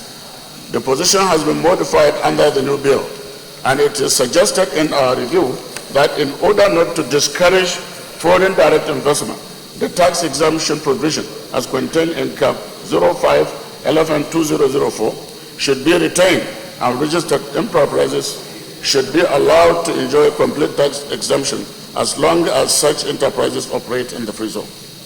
Evidently, there is no gainsaying the fact that this amendment will assist in no small measure in creating the enabling environment for the harvest of direct foreign investment, wealth creation, and the provision of job opportunities for army of unemployed youths in this country. Mr. President, the most attractive future of the free zone anywhere in the world is the tax holiday, which investors enjoy as incentive and encouragement for investment, and this amendment provides that. The outline of the bill. Section 3 is amended to provide for the governing board of the authority and the membership of the board. Section 4 is amended to make provisions relating removal of members from the governing board. Section 5 is amended to make further provisions for the functions of the Free Zone Authority. Section 6 is amended to make provision for the appointment of managing director, secretary, and the employees of the authority. Section 7 is amended to empower the authority to hold and acquire property, etc. Section 8 is amended to make provision for the exemption from taxes. Section 10 is amended to grant the authority, amended grants the authority the exclusion of any other person the power to grant license for free zone. Section 12 is amended to make provision for the handling of cargoes within the free zone. Section 18 is amended to make provision for goods produced or manufactured in zones to be imported into the customs area. Section 20 is amended to provide for the establishment of oil and gas free zones labor council. Section 21 is amended to make provisions for the submission of returns by the approved enterprises. Section 25 is amended to make provision for the establishment of oil and gas training fund. Mr. President, my respected colleagues, this bill, the objectives of this bill are socio-economic development of the host communities where the free zones are located, contribute to the growth of the country's growth domestic product. C, domestication of business activities in the oil and gas sector. D, employment generation. E, skill and technology transfer. F, facilitate linkages from the oil and gas sector to other sectors of the national economy.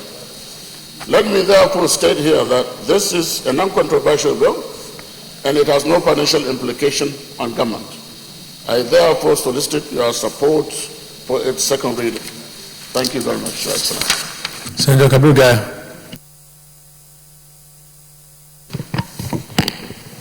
Mr. President, my distinguished colleagues, I am Kabir Ibrahim Gaya from Kano State, representing the people of Kano South.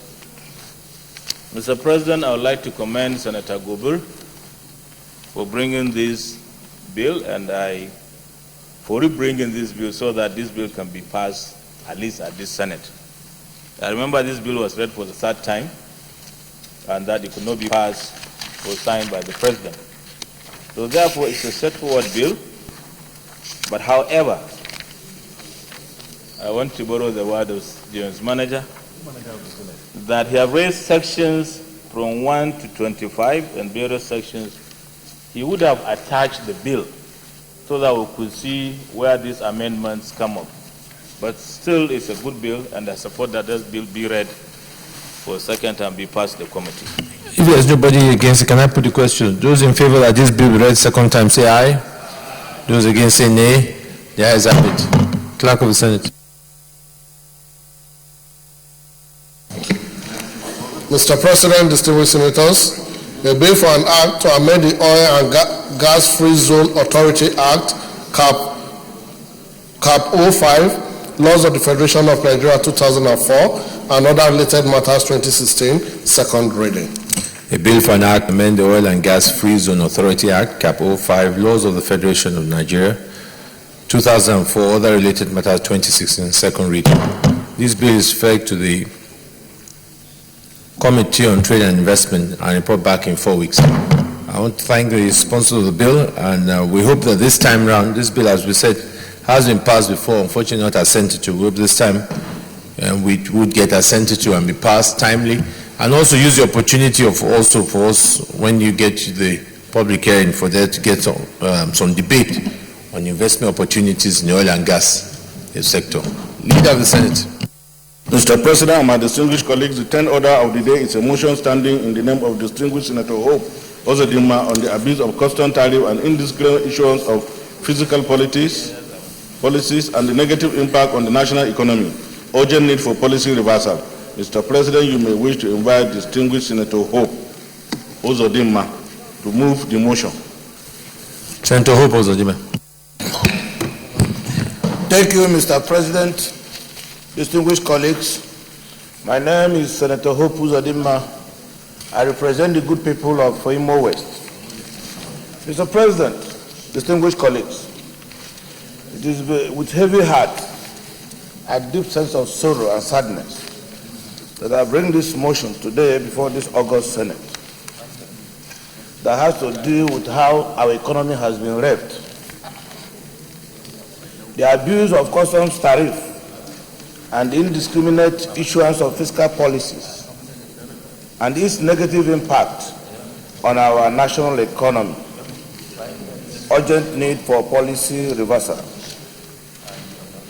The Senate notes with serious concern the abuse of customs tariff and indiscriminate issuance of fiscal policies and the negative impact of that on the economy. Notes also that in our desire to advance the fortunes of West African nations following the attainment of political independence, Nigeria, with other independent West African countries, became member states of ECOWAS. Further notes that a fallout of the formation of this regional body was the ratification of the ECOWAS Common External Tariff and the ECOWAS Trade Liberalization Scheme in the year 2000. Observe that these protocols on economic integration of West African sub-region were predicated on free movement of goods and services, as well as strategic economic convergence criteria of member nations. Observe also that the convergence criteria include the establishment of a common external tariff, harmonizing all custom duties across board for all imports from a third-party country. Under the provisions of ECOWAS Trade Liberalization Scheme Protocol, goods produced in any member state will be imported into another member state at 0% duty rate. This includes prohibited items, provided that such goods have 40% local value addition to satisfy the rule of origin requirements. And aware that prior to the signing of the ECOWAS Trade Integration Protocol, the Nigerian economy was booming with the manufacturing sector, having at least 70 to 75% capacity utilization, and oil prices were also going between $80 to $120 per barrel. Mr. President, distinguished colleagues, it will interest you to note that before the ECOWAS scheme was introduced, Nigeria had established so many industries, and most of these industries were doing very, very well. But immediately after the signing of this protocol, the manufacturing sector went moribund. Aware also that the Nigerian economy, especially the manufacturing sector, was worsened by the two protocols, that is CET and ETLS, which further drove the real sector into doldrums and consequently forced most of the manufacturing companies like Dunlop, Michelin, Lever Brothers, and so many other companies to relocate to our neighboring ECOWAS states to manufacture their goods, ship these goods back to the Nigerian market at zero duty, and in process complicating the unemployment situation in the country, in addition to the monumental revenue loss to the country. Further aware that the ECOWAS market would have been additional gain for Nigerian products if Nigerian goods were in a position to compete with international prices. Observe that the ECOWAS integration package in place should not have been signed, as Nigeria was not and is still not in the same economic level with other West African countries, as Nigeria had attained a huge industrial advancement and was ready for a giant leap into the League of Developed Countries. In spite of the provisions of the CET for strategic local industries, by harmonizing most tariff lines with ECOWAS, low duty rates of 0%, 5%, and 10%, the harm to the local industries was already irretrievable. The ECOWAS member states are 90 to 95% import dependent, and Nigerian population is 3 times of all other ECOWAS member states put together by population.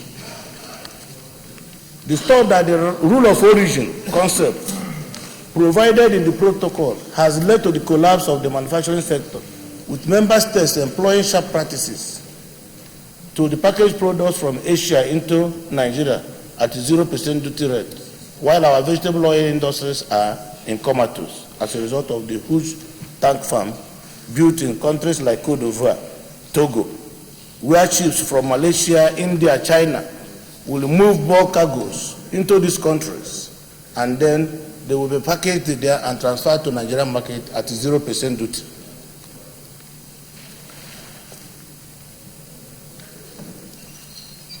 Worried at the insincerity of purpose, exploitation, economic sabotage, and breach of protocol are clear evident in our relationship with member states, especially Benin Republic, a country that has become a smuggling haven for rice and imported vehicles destined for Nigerian markets. Worried that banking on these two protocols, CET and ETLS, our fiscal policies on rice and vehicle imports have been rendered ineffective by Benin Republic through their deliberate policies aimed at attracting high dutable goods meant for Nigerian market to be imported through Cotonou port. Notes that a new wave of abuse of protocol is the recent discovery that Nigerian agricultural products and solid minerals are now being transported by road to Benin Republic to be shipped from Cotonou port to the international community without the involvement of our Nigerian Central Bank. Aware that the ratification of the ECOWAS Common External Tariff and the ECOWAS Trade Liberalization Scheme in year 2000 were not done in accordance with Section 12 of the 1999 Constitution of the Federal Republic of Nigeria as amended, which states that no treaty between the Federation and any other country shall have the force of law to the extent to which any such treaty has been enacted into law by the National Assembly. All these protocols that have been signed, all this development of tariff handbook by ECOWAS, whatever protocol, has not been referred, has no input of the Parliament of Nigeria. Accordingly resolves to urge the federal government to review the process of enacting the tariff handbook to identify all abuses and leakages. Mr. President, it may also interest you to know that the fiscal policies for import in Nigeria, in a month, the Minister of Finance, Director of Fiscal Policy, can issue 3 or 4 policies. In the process, you see policy somersaults. And in the process of import and opening of letter credit takes a timeline of usually 90 days. So before the expiration of these 90 days, you have 2 or 3 fiscal policies in place for a particular product. So to avoid the policy somersault, the importers, mostly Indians, have taken advantage of that to rape this country of our economy. Urge the federal government to suspend forthwith the ECOWAS Trade Liberalization Scheme and the ECOWAS Common External Tariff, and resolve that the Senate shall approve all tariff regime before its implementation, because it is a money bill. I so move, Mr. President. Thank you. Leader of the Senate. Thank you very much, Mr. President, and my distinguished colleagues. I first will start will second this motion with a historical joke that I think each and every senator here is aware of. You remember when the first time the military did a budget that completely took away the monetary and physical policies of this country and threw it as if we are not a country. I remember then the Minister for Finance was late Kalu Indika Kalu. And then he was asked, with all these contradictions in this budget, it appears the entire manufacturing sector of the economy has been bastardized. And in his characteristic manner, he said, the budget itself has a self-adjusting mechanism. I'm not saying this because I'm vindicated. I have said on the floor of the Senate that under the military, policy decisions that affect the country can come from the executive. But under democracy, the policies affect the people. People have elected those to represent them for the purpose of vetting these policies, so that to see to their workability and their benefit to the people. One of the allegations is to the effect that one person is in charge of policy at the Federal Ministry of Finance, and there is policy for one country. Sorry, with due respect, he mentioned India, for example. There is policy for Lebanese, and those policies, with the greatest respect, speaking honestly, are determined by the rules of engagement by those people. And I hope I have made myself clear by this expression. My concern, and I'll give you an example. Today in Ghana, which is our friend, if you are importing a new car into Ghana, you pay, I think, about 6 to 7% of the value of that vehicle. But you pay almost 18% if you are importing a second-hand car. What is the reason? The reason is to discourage the use of the hard-earned foreign exchange of Ghana in buying spare parts for old vehicles, which is a drain. But here, in Nigeria, the reverse is the case. You pay less for importing a Tokumbo car, and then you pay more for importing the new one. Consequentially, you are being clever by half, because that same money that you ordinarily would have saved, which will have made a meaning to your country, by your own policy decision, you have now made provision for that money to be taken away by way of purchase of spare parts. It doesn't make sense, Mr. President. And I remember vividly, when we were discussing the last budget, 2017, in the leadership meeting with the Minister of Finance, I stated this matter in very clear terms. I'm happy that distinguished Senator Hope has brought this issue today. The consequence is this: we are losing huge amount of money that ordinarily should have been trapped in the country to be deployed towards solving our numerous problems that we have. Tax avoidance, as opposed to tax evasion, is lawful. You have provided a platform for me to import my goods and put them in Ghana and repackage them and say it's made in Ghana and import them into Nigeria duty-free. Why wouldn't I do so? Because the primary aim of business is to make profit. And with the greatest respect, Mr. President, to some extent, in business, ethics plays a very pivotal role. But in a situation where the country resists the idea that policy decision is the prerogative of the parliament, we will continue to have problems. You will have vested a power that can be abused by one person. Because comparatively now, if the policy decision that affects this issue is to be done by 109 senators, 365 members, there is no how that we will arrive at a conclusion that can be injurious to our country. But you have taken that, the entire of that, and you have given it to one person who decides at a dinner table that this can be done or that cannot be done. I don't think this is going to be helpful to this country. I am therefore in full support of this motion. I urge my colleagues to support this motion, and when it is taken seriously, the Committee on Legislative Compliance should give it priority in determining the compliance by the government. Thank you very much. Senator Barrow Jibrin. Thank you, Mr. President. My name is Barrow Jibrin. I represent Kano North. Mr. President, I'm very, very worried. The fact stated in this motion is worrisome. For our country to be ripped off, to be shortchanged in this manner continuously, is something that cannot be accepted. Ordinarily, this protocol should have helped us, because we before now had a lot of factories, and we thought by opening up our borders, our factories here will be able to sell products to other parts of the West African countries. But for some people to begin to use the protocols, to refuse to pay us what is due to us as a nation, I think is something that we need to look into.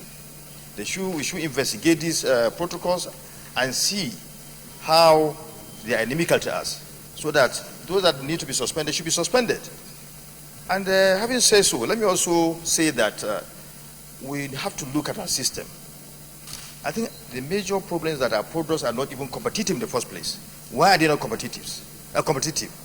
Is for the fact that those factors that are necessary to make them competitive in the world market are not there, particularly electricity. Probably why these companies are moving to Ghana and some other countries to set up their factories and live in Nigeria is because probably you have, free flow of electricity, of energy there, what else don't have here. So while looking at these protocols, we also look at these factors so that we make amendments where we should. Thank you, Mr. President. James Manja. Mr. President, my respected colleagues, James Manager, Delta South. I want to lend my voice in supporting this particular very important motion moved by Senator Hope Uzodimma, and of course seconded by the leader of the Senate now, who is a deputy Senate leader. Mr. President, my respected colleagues, listening to the arguments canvassed in this particular motion, it is worrisome, truly, truly very, very worrisome. And therefore, I concur with all that I've said, Mr. President. The protocol, instead of taking us to the next level, is taking us back. And see what is happening in this country. There are so many factors contributing to where we are now today. And therefore, Mr. President, mine is, I concur with everything that has been said, but then this motion is too important to be left hanging. I agree that there is a committee on legislative compliance.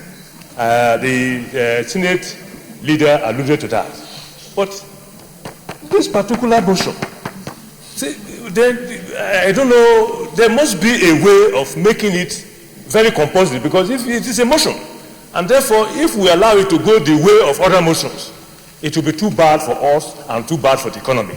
And then what do we do to make it compulsory that that is the second, that the Senate shall approve all tariff regime before implementation? What do we do to achieve this? That is my concern, Mr. President. What do we do to achieve this? Not just leaving it hanging like this. If we leave it hanging like this, it will just go, like I said, the way of other motions, and nobody will look at it. And the next thing we'll hear that nothing has been done. So what do we do to advance this particular cause? That is my concern, and that is where Senate must be interested in. Thank you very much, Mr. President, for the opportunity. Senator Gobi, yes, last. Thank you very much, Your Excellency and distinguished colleagues. Your Excellency, there is an area that I want to give an explanation, particularly on the issue of ELTS. That is ECOWAS Trade Liberalization Scheme. This scheme was signed in 2000 purposely for Nigerians. Why? Because during that period, we had more industries than any West African countries. But you see, the real problem is this. We ran into some problem that our manufacturing sector is no longer functioning. No productive sector is working. And therefore, we cannot send anything outside the country. And for you to qualify for this ETLS, you have to register with the Export Promotion Council. This is actually agreed within the regional integration, the African regional integration. So I feel what we can do, rather than suspending the ETLS, what we can do is to investigate and then find out the problems with that ETLS. All the other two can go, and then we find out what is there. Because certainly it was done to help Nigerians. Why? Because we had more industries than any ECOWAS country.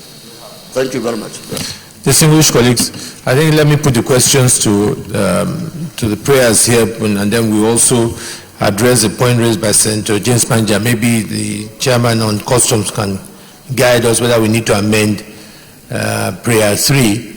But I know that you're already reviewing the bill itself, so maybe we just have to reward prayer 3 to give it a bit more bite than what it has. So I'll start with prayer 1. Urge the federal government to review the process of enacting the tariff handbook to identify all abuses and revenue leakages. Those in favor of prayer 1 say aye. Those against say nay. The ayes have it. Prayer 2, urge the federal government to suspend forthwith the ECOWAS Trade Liberalization Scheme and ECOWAS Common External Tariff. Those in favor of prayer 2 say aye. Those against say nay. The ayes have it. Prayer 3, that the Senate shall approve all tariffs regime before implementation. Those in favor of prayer 3, say aye. Those against say nay. The ayes have it. I think, Chairman of Customs, maybe you might come up with additional prayer because of the urgency raised by Senator James Manager. The work you're already doing, which we address it, maybe you put a time frame to that, and that can be a prayer that will ensure. Do you want to come up with something to cater to what Senator James Manager said? Yeah. A prayer, oh yeah. Senator Kwalang, in line what we are talking about, yeah.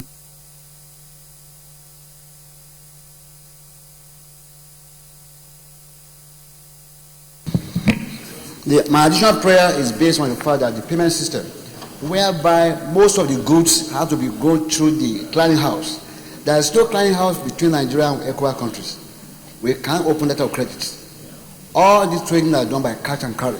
So letter of credit, by creating West African clearinghouse, is very crucial to be able to have a liberal trading system with the ECOWAS region.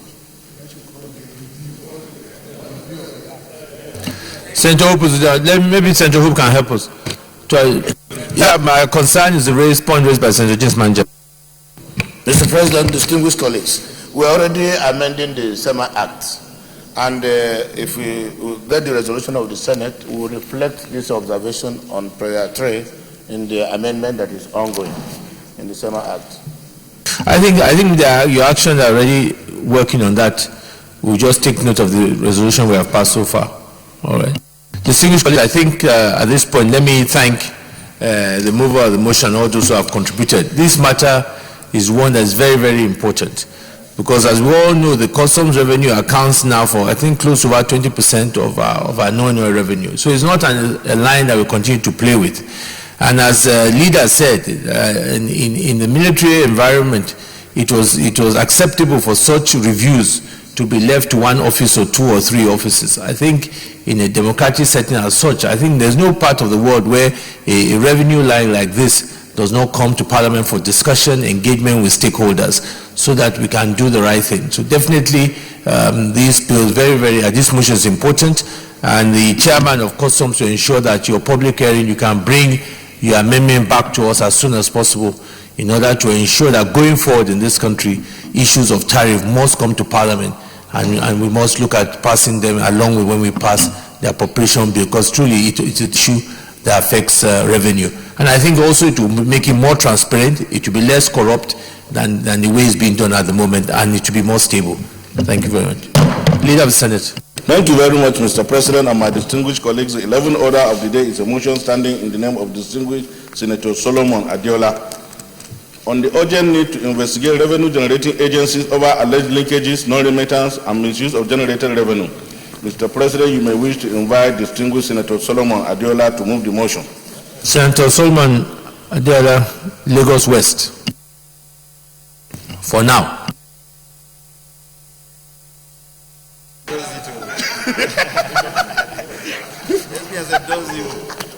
Thank you, Mr. President, distinguished colleagues.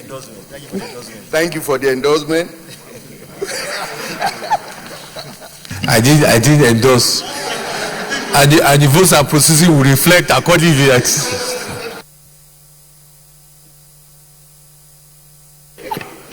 Thank you, Mr. President, distinguished colleague, Adiola Solomon Olamilekan, representing Lagos West Editorial District. I'm from Lagos State.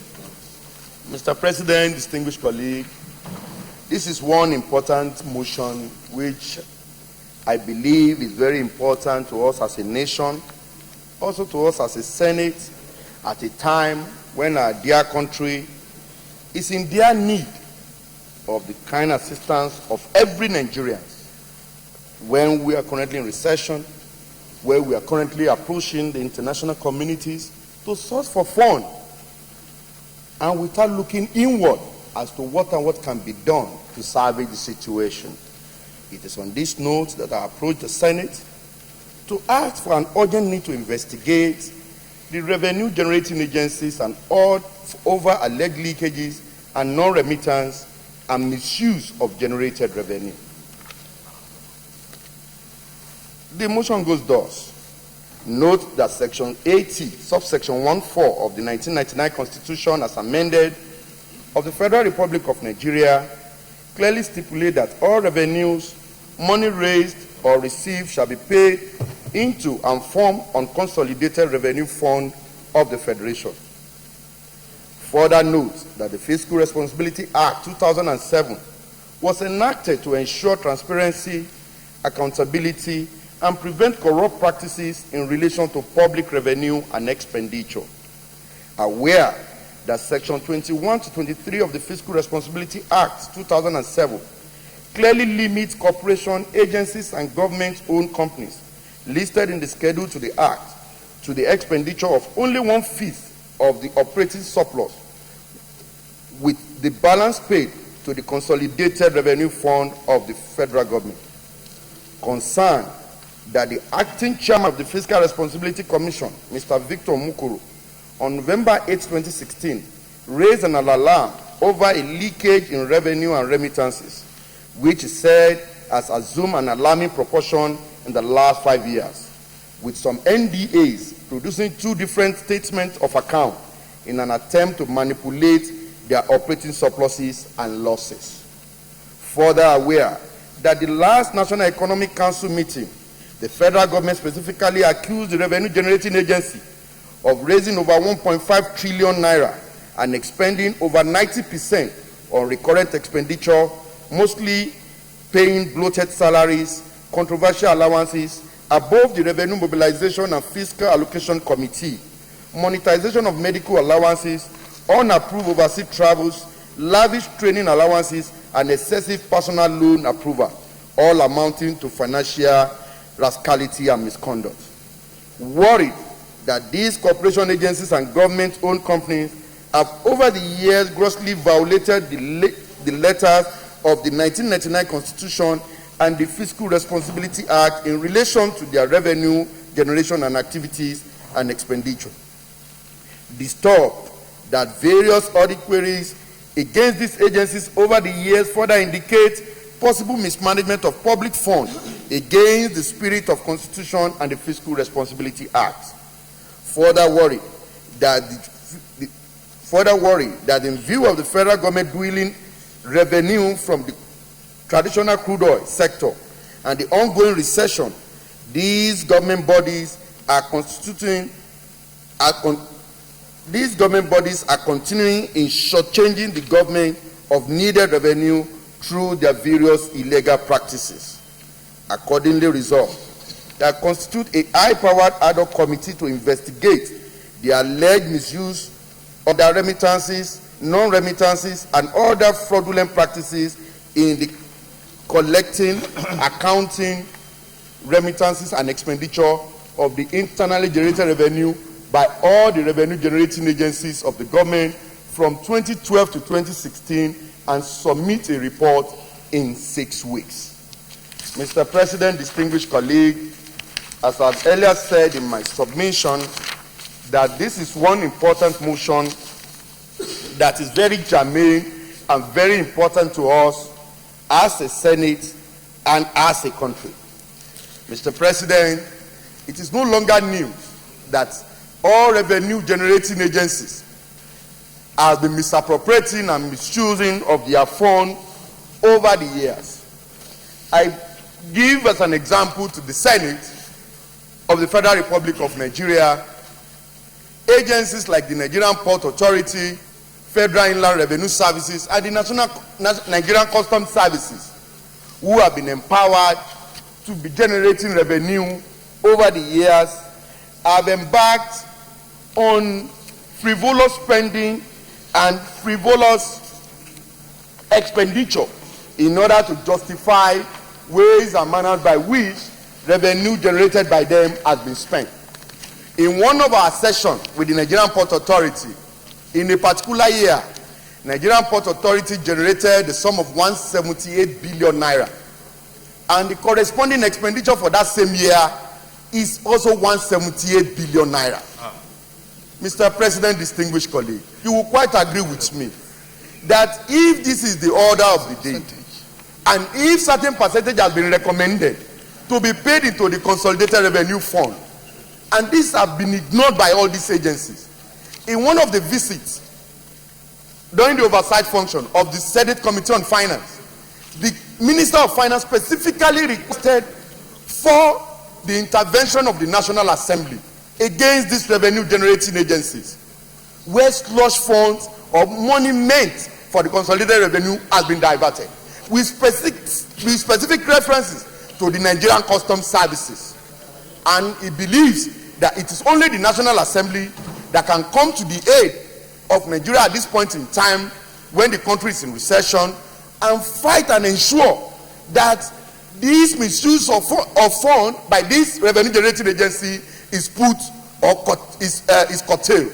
Mr. President, I quite agree with you that it is as a result of administrative conveniences that we have put up the Fiscal Responsibility Act. If not for that, all money generated is supposed to go into the Consolidated Revenue Fund as stipulated in Section 80 and Section 81 of the Constitution.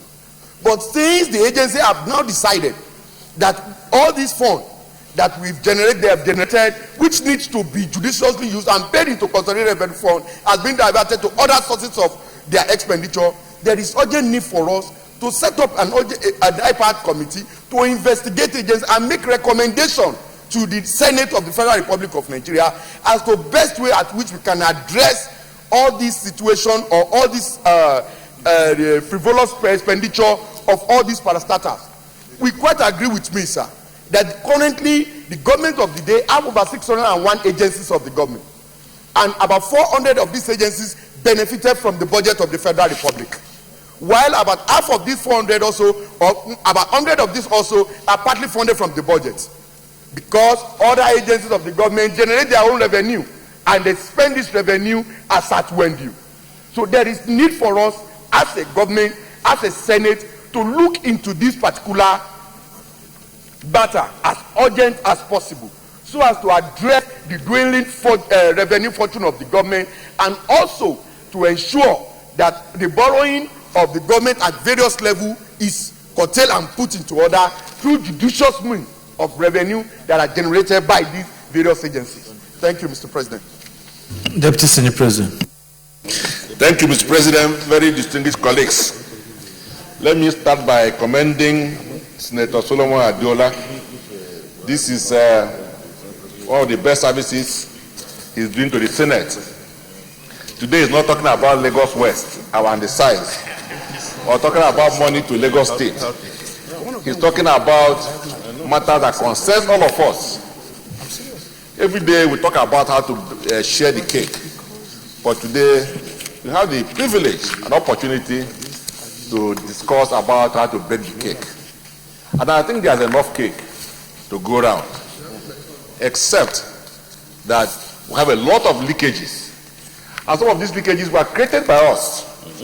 And I think that we must admit that when those laws were made, they were made by with the best of intentions.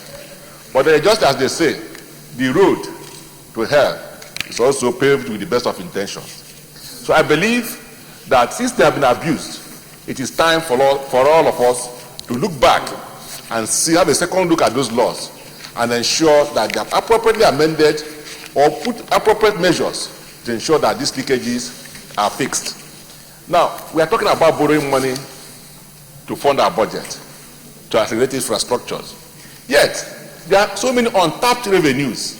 I mean, the ones that we have been able to secure is going to the pockets of few people.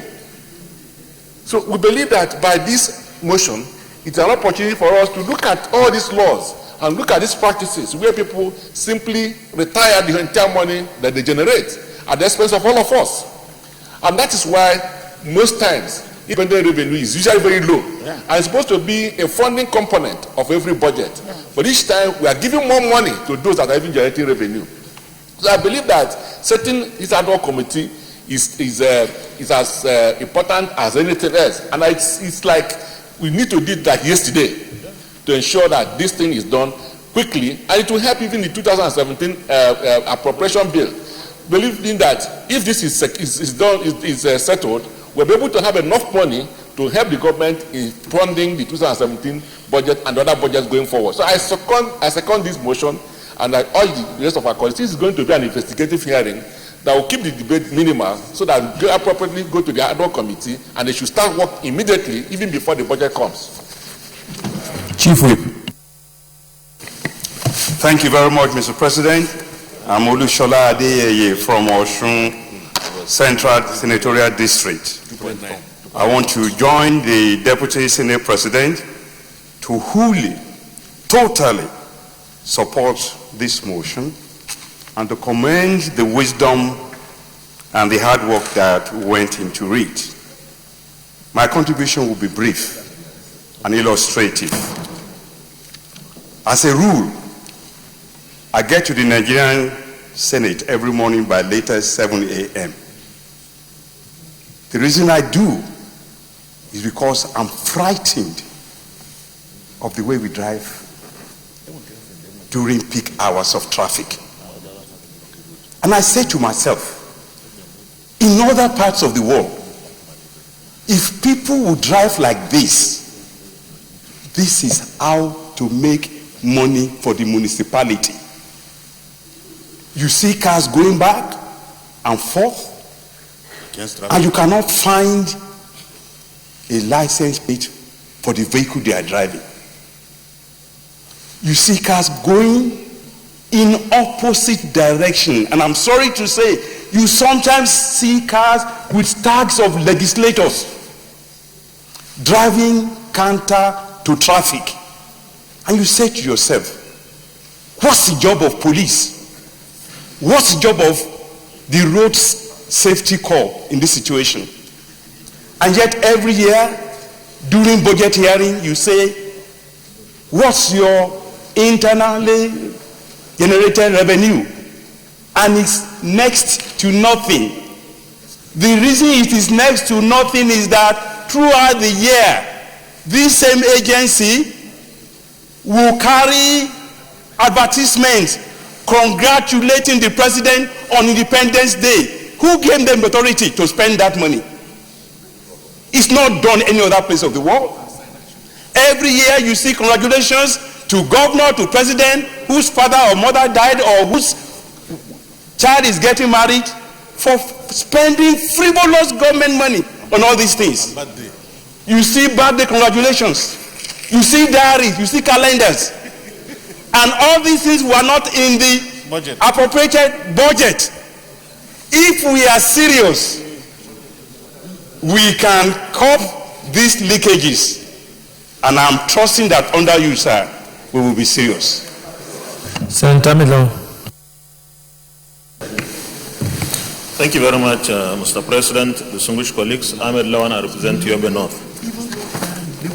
Mr. President, I rise to support this motion, and in doing so, I will start with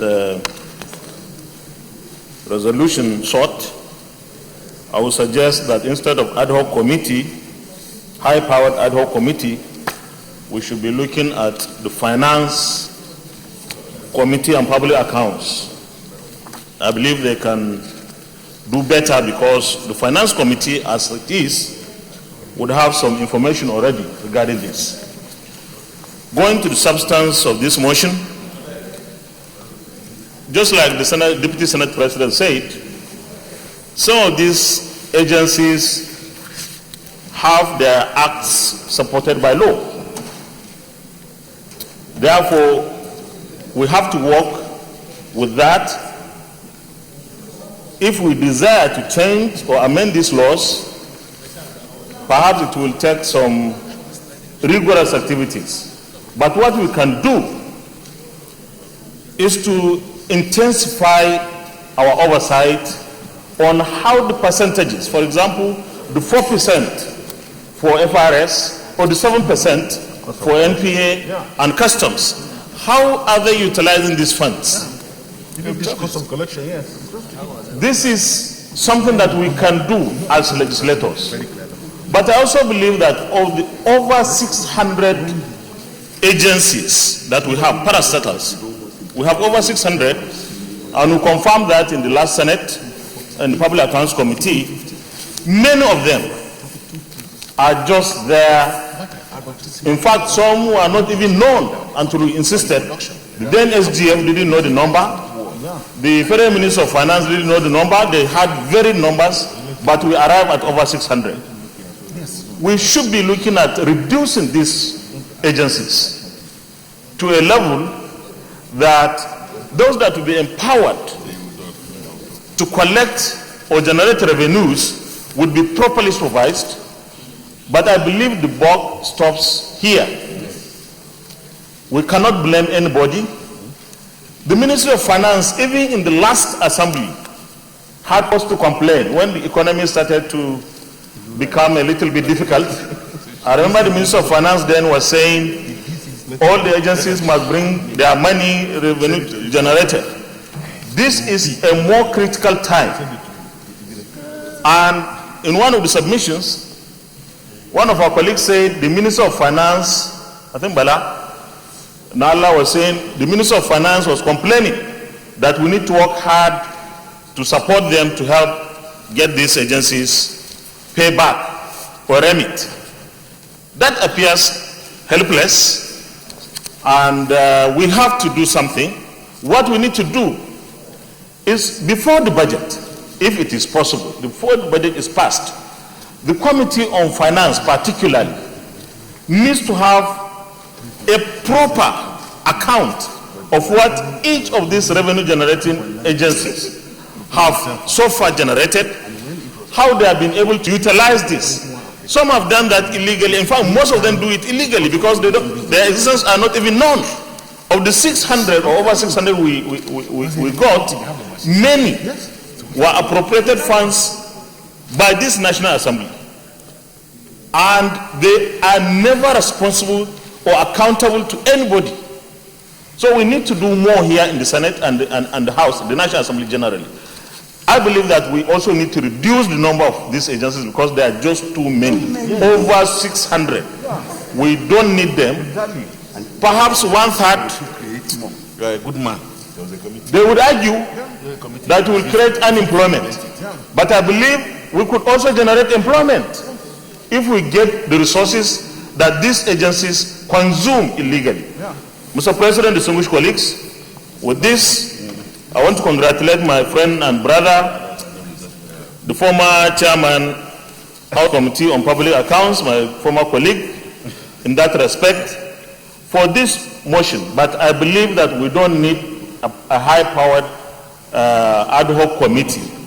We need the Finance Committee to be the lead committee, and then the Public Accounts Committee also participate in this. Thank you very much. Leader, then I'll put the question. We can move on. Yeah. President, I adopt the entire contribution of distinguished Senator Dr. Lawal as mine, but I wish to add, not in the distant past, we had a report here where one institution of government that is charged with responsibility of admitting students to tertiary institution, more particularly as JAM, was allegedly selling funds to the tune of 3 billion, but was using 2.9 billion to print those funds. And we did an analysis and discovered that the cost of one application form is almost 3 times the cost of producing this day newspaper. We knew this. These are records that are available. So, while I agree with Dr. Lawal, the only area where I found it convenient to disagree with him, the Committee on Public Account is there, is doing its job. The Committee on Finance is there. But I think this issue is so important that we need an ad hoc committee, and a very high-powered one that will pursue this with the seriousness that it deserves and the time frame within which to do that. I am therefore urging my colleagues to support the prayer as it is for an ad hoc committee, not because the Senate does not have we have absolute confidence in the committees, and the committees have no failure, but you see, they are too busy doing something else. We need something we can focus on this matter. And this will show the seriousness with which this Senate looks at this issue. And I therefore urge my colleague to support that, and I thank my brother and friend, distinguished Senator Ogun East. Is it Ogun East? Lagos. Yes. In conclusion, Mr. President, may I at this stage seek your permission to enter a plea of not guilty on your behalf, that you never endorse anybody for any post coming. You just implied it. That you need to work harder to earn that. Thank you very much, Leader. I now put the question, go to the prayer. Constitute high-powered ad hoc committee to investigate alleged misuse under remittance and non-remittance or other fraudulent practices in the collection, accounting, remittance, and expenditure of internally generated revenue by all revenue-generating agencies of government from 2012 to 2016, and submit a report in 6 weeks. Those in favor of this prayer say aye. Those against say nay. The ayes have it. I want to join others in thanking Senator Solomon Adiola for this very, very important motion. As I keep on hammering on independent revenue and non-oil revenue is a very important area of our budget. This independent revenue is 37%. If you remember last year, it was almost 1.5 trillion. I'm being told now that this year is going to come down to 500 billion because they could not meet the targets, and the inability to meet the target is not that they don't have the capacity to meet the target, and there's too much abuse on these operating surpluses where people spend right up to the last naira, and I think there's need, and I think the best way forward, as you say, to even help the 2017 budget, if we address this issue in blocking these leakages, and I believe that in constituting the ad hoc, we'll just take the best hands and still bring people from finance and public accounts and capable people who will be able to address this. And I'm sure by the end of the session, I will announce the name for the ad hoc committee. Leader of the Senate, next item on the agenda. Mr. President and my distinguished colleague, while thanking my colleagues for a very productive day, I move that the 12, 13, 14, 15, 16, 17, 18 order of the day be stood down to another legislative day. I so move. Mr. President, distinguished colleagues, I rise to second the motion as moved by the Senate leader that we stand down all other items on the order paper to another legislative day. I so second. Those in favor that we stand down the other items on the order paper, another legislative day, say aye. Those against say nay. The ayes have it.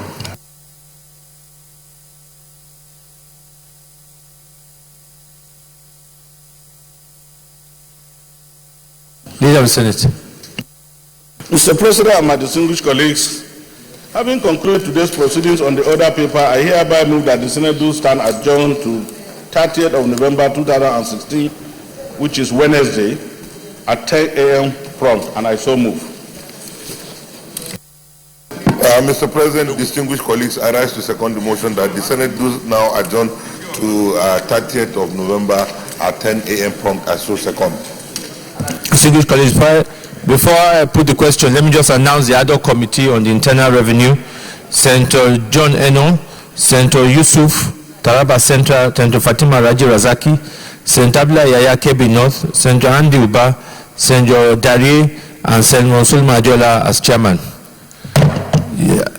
Those in favor that Senate is hereby adjourned to Wednesday, 30th of November, say aye. Those against say nay. The ayes have it. The Senate is hereby adjourned to Wednesday, 30th, 2016, 10 a.m. prompt.